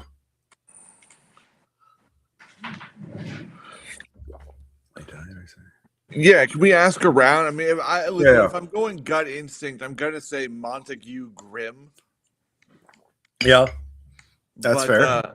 Who do you want to ask about? Like, do you want to ask about Montague Grimm? I want to ask about Montague Grimm. I want to know what his deal is. All right, yeah. So you find, someone give me a description of one of the attendee you're talking to, the one who knows about Montague Grimm. Give me a like who is the average Occult-Con attendee? Big orange beard. Well, what do they look like? Hats. Yeah. Give me descriptors, not a name. Tinfoil tricorn hats. Okay, yeah. All right, tinfoil tricorn hat. Yeah, this guy is hello English. I am so he talks in this pseudo Amish / Revolutionary War era speech. He's dressed kind of like a Revolutionary War soldier, but tinfoil and a tricorner hat. He practices folk magic, Cool. Your long lost friend. What was that English folk magic book? Anyways, he is like, hello English, I shall help ye with your words. We are all in this together. We must fight off this tyranny of this adept person. So Montague Grimm is a shaman who believes is an expert in past lives. He will tell you who your previous reincarnations were, and will channel the spirit so you can talk to those who knew your past life. And I was thinking about that because I think I was a hero in the Revolutionary War, and he said that was true, that I was a hero in the Revolutionary War. He didn't say which one though, and I'd have to get one of his one-on-one consulting sessions, which were $550 each. But it seemed like a good deal to get that piece of my personal history of my past life. Yes. Quite the deal. I have to say, being in here, I do feel better because none of the G's can reach us here. If you noticed, there are no G's, not even 1G, 2G, and definitely not 5Gs. There's no cell phone radiation here. And so that's good, although we are trapped beyond time and space, which is bad. Yes, I'm so that's what I know about Montague Grimm. Tell if you meet him, ask if there's a discount code for those one-on-one sessions, because $550 is a bit oof. I won't be able to plant as much pumpkin in my field, in my backyard, as much. The squirrels, they're my nemesis. The homeowners association won't let me fire black powder weapons in my backyard, which is a travesty. And he just goes on like this. But un-American. Yeah, basically. So so that's what you know about Montague Grimm. What do you want to do next? Does anybody else want to ask about Pangea Echo? What has already been asked about Pangea? Nothing. No one's Pangea asking Echo. about Pangea Echo. You don't know anything about Pangea Echo. So. Oh, well, then I'll just say, hey, what about Pangea Echo? All right, who are you going to ask? Give me another attendee of Occult-Con. Okay. I don't know. Okay, Probably no, someone. okay. Hang on. Okay, we have to figure this out without making them too stereotypical. I want to go to the skeptics booth. There's guys. I mean, probably booth 1 or something. I don't know. Booth 1 is a tarot card reader, and again, Okay. again, you can't talk to any of the guests; they're all in portals. You can talk to random attendees, so you can talk to Okay, someone. sorry. Okay, well, Yeah. okay. I'll look for a attendee that looks very square. So maybe a skeptic. Hello. What is your? Are you with the Ceruleans or with the Alpha Tau Centauri people? Are those the only 2 choices? Well, those are the most active alien empires on Earth. What alien civilization are you aligned with? Oh, okay. Hang on. I fished out a coin. Heads, Alpha Centauri, and tails, the other one. Oh, you're making fun of me. I don't like that. I'm not. Okay, I you're step right, up. but I'm not trying to. I'm just. Are you really sure there's only 2 choices we could be in? I You mean, don't we could be all guys kinds You of don't different even aliens. know You don't them. know. You don't know any of the minor powers active on Earth. But how are you so sure? How are you so sure you do? Well, I've been studying radio signals from SETI and reading between the noise to find the true patterns. And obviously, right. I had a vision in my dream. It was Ah. shown to me in a dream when I was abducted in my dreams by. Well, there you go. You're right. What was I thinking? You Yeah. tell me which alien. I still feel Alpha Centauri is the one I'm going with. Must be the Alpha Centaurians. Oh yeah, what do you like about the Alpha Centauri civilization? They have like a great big single eye at the top of a head, and they're all like gender ambiguous. Yeah, well, What? weirdly enough, the most square-looking guy is a real believer in UFOs and aliens, and he doesn't really like that you're not really buying into it. I was putting Doctor Who lore, so there. Yeah. Which he knows. He knows Doctor Who. Yeah. So yeah, give me another attendee, and you can pester them. But you gotta buy the kayfabe, right? You can't just like make fun of them. They're not gonna listen to you if you do that. Well, meanwhile, what are you doing, Yancey? Do you want to try and find out about the Pangea Echo or Harry? Let's see. Yeah, I'll sit there. I'll check out Pangea Echo. Okay. Well, who are you talking to? Give me someone make up an attendee that you're interviewing about Pangea Echo, because again, yeah. Well, clearly you need someone really into crystals. Oh, okay, yeah. So you find this guy. He's wearing a giant crystal. Like, this is a crystal the size of a dinner plate all around his neck, and there are many other crystals on it. On each finger is a crystal ring, and he has crystal bracelets. He has a crystal hat, a hat adorned with crystals, and he has under his shirt it says, "Ask me about crystals." He outbid Flava Flav for the plate. Well, he made it himself. Like, it's they're artificial. You when you look at it closely, it's actually several crystals glued together, but it's a really good crystal glue job. Like it's really, you've barely noticed the cracks in the seams between crystals. So, Barely see the glue. Yeah, it's a very good craft project. Yeah. So Yancey, crystal guy is there. He's like, oh yeah, and you notice he's holding a Pangea Echo brochure, reading through it near the booth.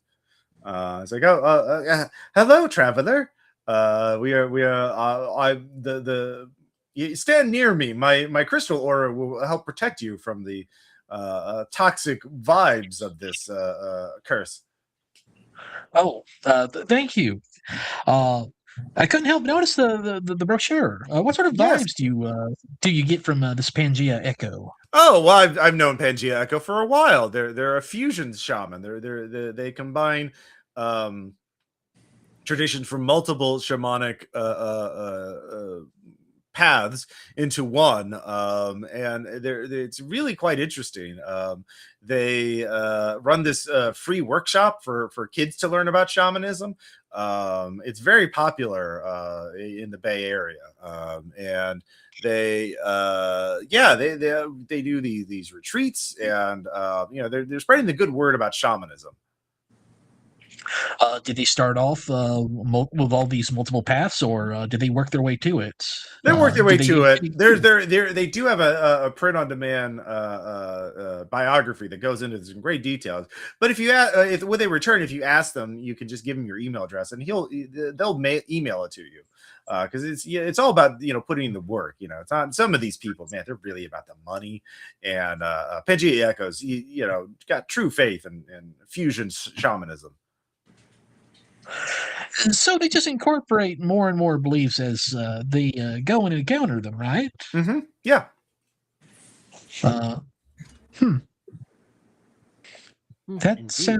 This is not in character. That sounds kind of manipulative to me. Okay. I just nodded, thank them for their time, and Sure. relay what I heard. Mm-hmm. All right. Yeah. Well, you have the clues, and now it's about interpreting them. So, I mean, coming across more stuff than just kind of gluing it onto your belief system, that just seems griftery to me. Or at least that's my thoughts. Appropriation-y. Also very common. Very, very common. People often stitch their beliefs together out of a pattern of other things other people already came up with. Mm-hmm. Harriet, any thoughts? I don't know. I still think Montague is pretty suspicious. I'm pretty set on that. Okay.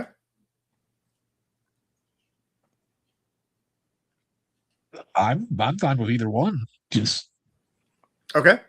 Do you want to then go with Harriet? Seems pretty set on checking out Montague Grimm first. So do you want to try that first? that seems fine to me. All right.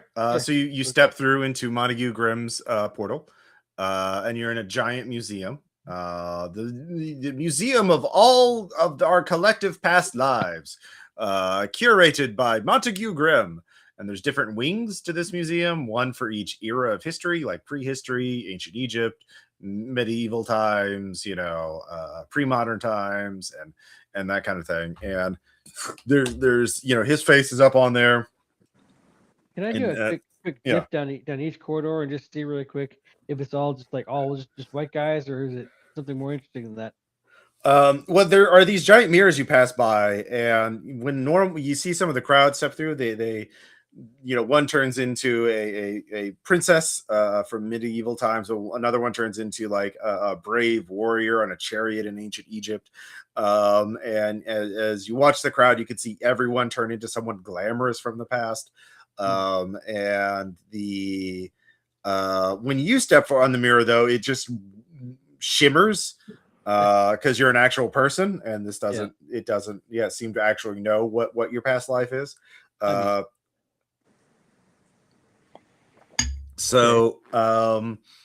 Reassuring in a way. Yeah. But yeah, it is a it does seem to be pretty like everyone had a really cool past life and multiple past lives, and there's people are so as you look around, but yeah, there's multiple wings. This is a bigger realm, or more, you get more maze-like realm instead of one big open space. So there are different wings to check out, or you do something to try and figure out where Montague is in particular. Oh, can I cast or something? Yeah, sorry, Harriet. Can I cast a tracking spell to try to narrow it down where he is? Oh, sure, yeah. Here, I'll roll weird for you. Thank you. Let's see here. Double ones. Fine. Can I try the same tracking spell?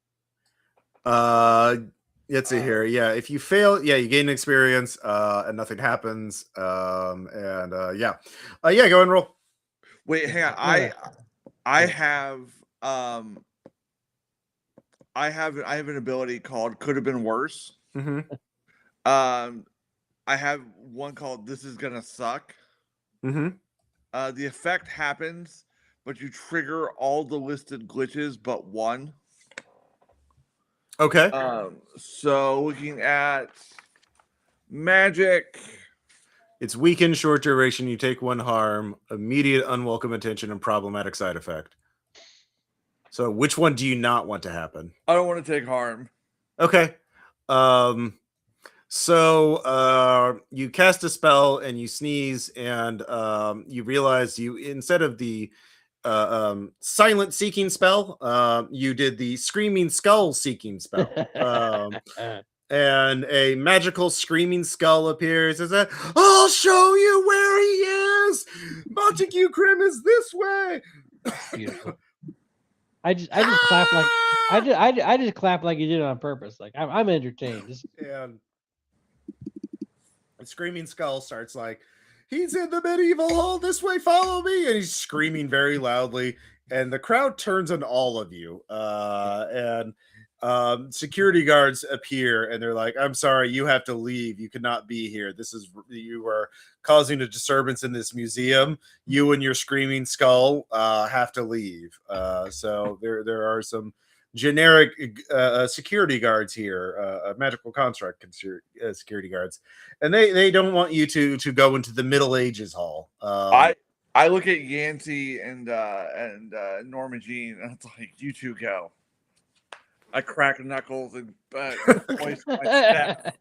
Okay, yeah, you can draw. You don't. Yeah, the two of you can escape if Harriet draws them away from you. It was centered on Harriet anyway, so.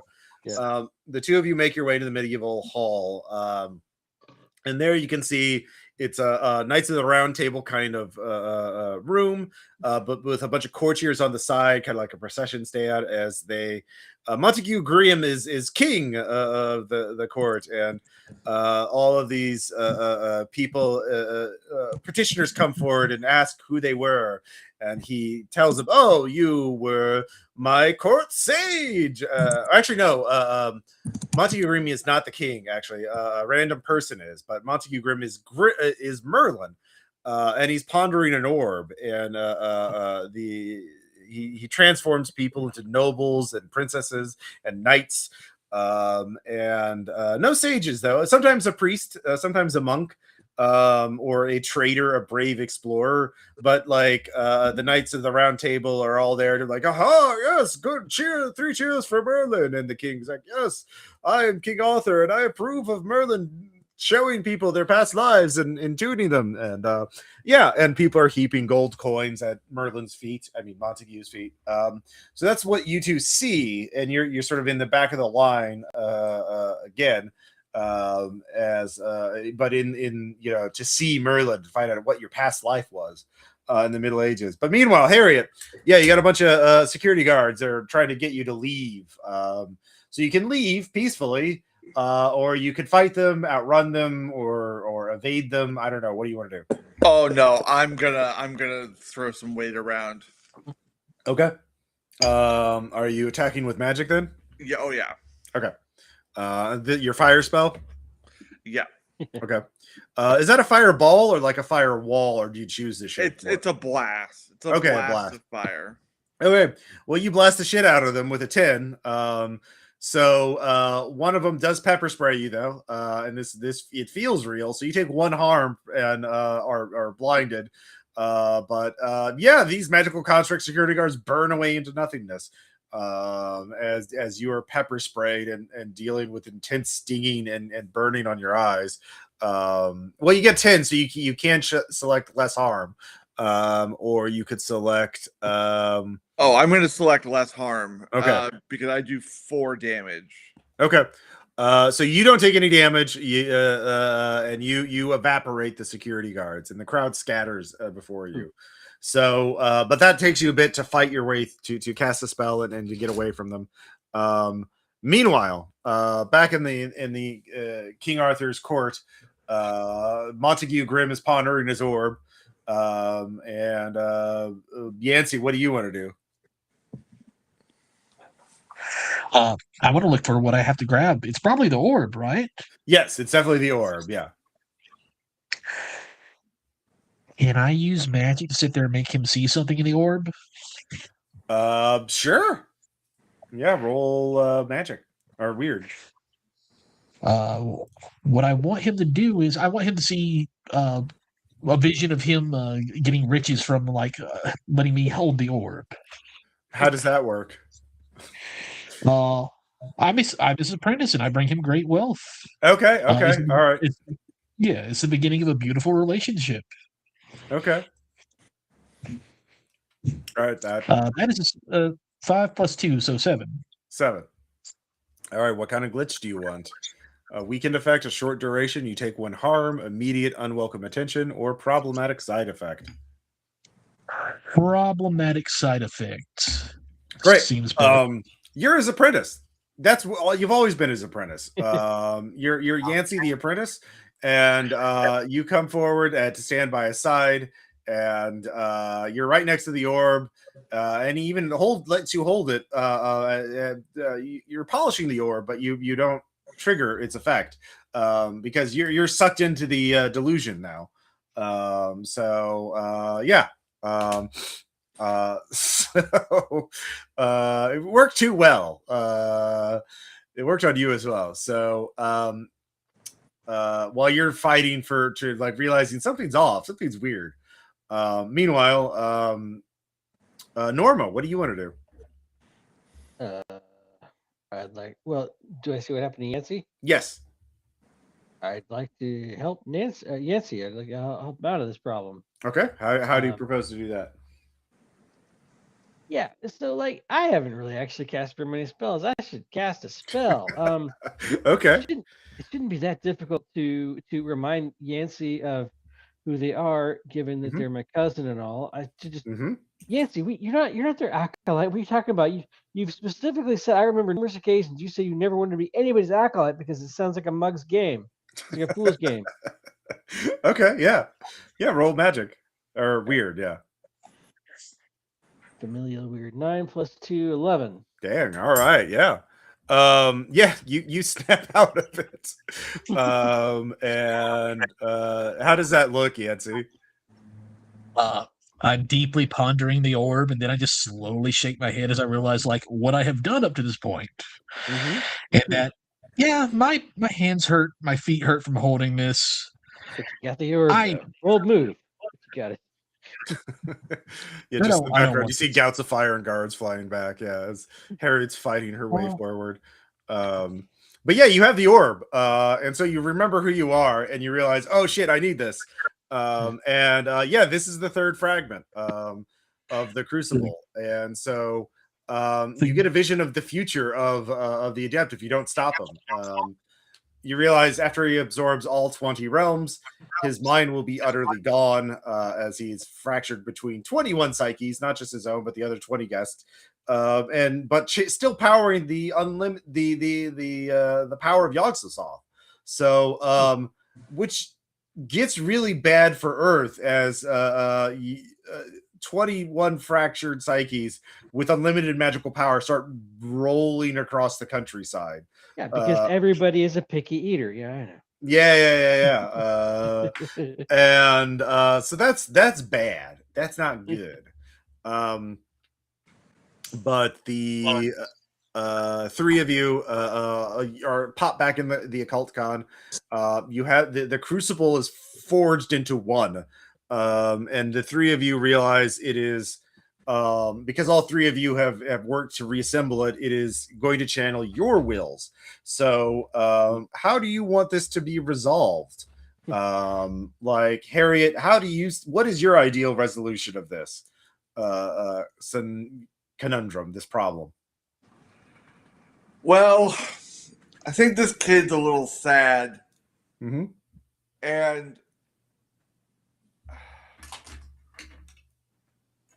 kind of, I'm trying to think of how to say this right. I think he could he's probably some kind of minor to major talent.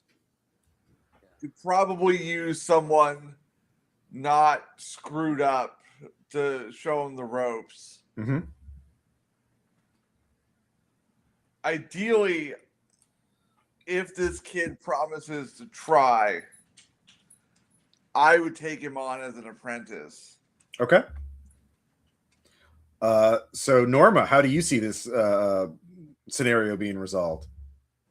So both me and Norma recently each saw the same meme that was about how wizards, level 1 wizards, they spend time learning spells, blah blah blah. level 2, level 3, and then like the high level wizards spend most of their time repeatedly casting spell "Don't Break the Universe" to prevent all the break universe spells that the novices are trying. This is like that, but for the barrier between supernatural and the mundane world. So like the way I see it is, yeah, of course, what always happens is the universe almost ends, then we have to make this weird, crazy bargain where later on, when the other skeptics come along to research this, they won't find much, despite how much crazy shit just happened here. Okay. So you're just undoing the damage and Yeah. So okay. I mean, yeah, and the only I look for myself is like, you know, for me and Yancey is that our lives don't suck, you know, and etc. You know, usual stuff. Okay, just fixing all the damage, basically. Okay. Yeah. What about you, Yancey? How do you see this being resolved? I see the dude he's got so much power and so much punch that he's been so effective so far that he just starts to wear out. So just slogging through all the stuff. Eventually, he just doesn't have any more juice to sit there and keep going. Okay. All right. So the three of you, the crucible is flashes in a white light, and you can all see that the adept comes out of the last portal he was in, exhausted, drained. He's been pushing himself too far, and Norma manages to wrest the book out of his hands, and undoes the damage that he's done. The Occult-Con is returned to normalcy. The guests are returned to where they were. And Harriet, the adept, is at your feet. He is weak, and he's just like, "What have I done? I saw so much. I saw too much. I don't know." That's the first lesson, was patting his shoulder. Okay, yeah. I give him his hand. I give him my hand. I pick him up, and I'm like, "All right, come on, kid." All right. So the librarian picks up the book to return to Miskatonic University. And the convention resumes as you've undone the damage to the point where people don't remember what happened. Only you did. So it's just another Friday the 13th convention day. And wait, do I have my retainer back? Sure. Yeah, you have all your all the damage has been undone. So yeah. You still have the check from Burke. Yeah. Awesome. Yeah. And right about now, I get a ping on the Paranet that later on, Phenom X is going to show up. And I'm like, good luck finding anything after this. Yeah. So that's the convention of the damned. That's the Occult-Con scenario. So basically a dungeon crawl for MacGuffins, but you get to choose which rooms you go, which sections you go in, and in what order. It's just a little hunt. I actually ran this Friday for the RPPR crowd, so I recorded it. It'll be on RPPR Actual Play, their run of it in Monster of the Week, and then I'm running it again for Delta Green Phenom X later this month, and then this scenario framework will be out on the Patreon as the next scenario newsletter, which I'll try and get out in the next week or so. I need to, based on this playtest, revise a couple things and flesh some things out. But what'd you all think? I hope you all had fun. I had fun. For Monster of the Week, I felt maybe a little too investigative. Mm-hmm. I would have liked, because it's a slightly different beast than Delta Green. Yeah, I would have liked maybe just a little more opportunity to let loose. Okay, that's fair. But I thought it was good. I thought it was good. Yeah, I mean, if the other characters, you can choose fighting and all the things, but like the other characters weren't really fighters. I mean, Yancey certainly wasn't, and Norma Jean really wasn't as well. You could have fought more, but like, it's yeah. Well, Norma can fight if she has to. She just uses magic for everything instead of regular attacks. Yeah, that's fair. Yeah, this was fun. I think I would have done better if I was more of a naturally talky person. Yeah, it is designed to be more social. I mean, it can be resolved entirely social, but like when you listen to the RPPR people, they try different things for different areas as well. Like they talk their way through some, you stealth in others, and fighting in other areas. So it's meant to be like like there's no stat blocks for any of these things. Like it's just theming, right? Like you just the object of each room is to get the MacGuffin, and each MacGuffin you kind of yeah. So but yeah, I'll each of I them. liked it. Yeah, But then again, I'm kind of a sucker for content that's like here, dropping this 5 different realities. Here you go. Yeah. I like the middle of the game is fixed. Yeah. It's a very cool character type. Yeah, I probably should get the new edition or new printing of Monster of the Week, but I have so many books. Maybe at Gen Con this year, I'll pick it up. But yeah, it is. How much do I have written so far? I have written over 1,800 words on this so far. And I'll be writing probably another 500 or 1,000 words to fully flesh it out. So yeah, but like some of the other realms, like James the Train was a train wizard, and because he believed train lines are ley lines, and train stations are ley line nexuses, basically. And let's see here. What are the other ones? The RPPR players went into the Emily Sagewick's thing, and she's very cottagecore. And so that was fun. And where else? Yeah, they actually also went into Montague Grimm's realm, so I already had that ready to go. But yeah. Cool. Well, thank you all so much for playing. Thank you all so much for supporting the RPPR Patreon. It means so much. It lets me keep going. And you too can play in games like this. And we have recorded an episode of After Hours that I will be working on. More going into Rifts. Dimension Book 11 this time. Dival. It's more finishing that book up. For an extra long episode. But yeah, I'll talk to you later. Bye.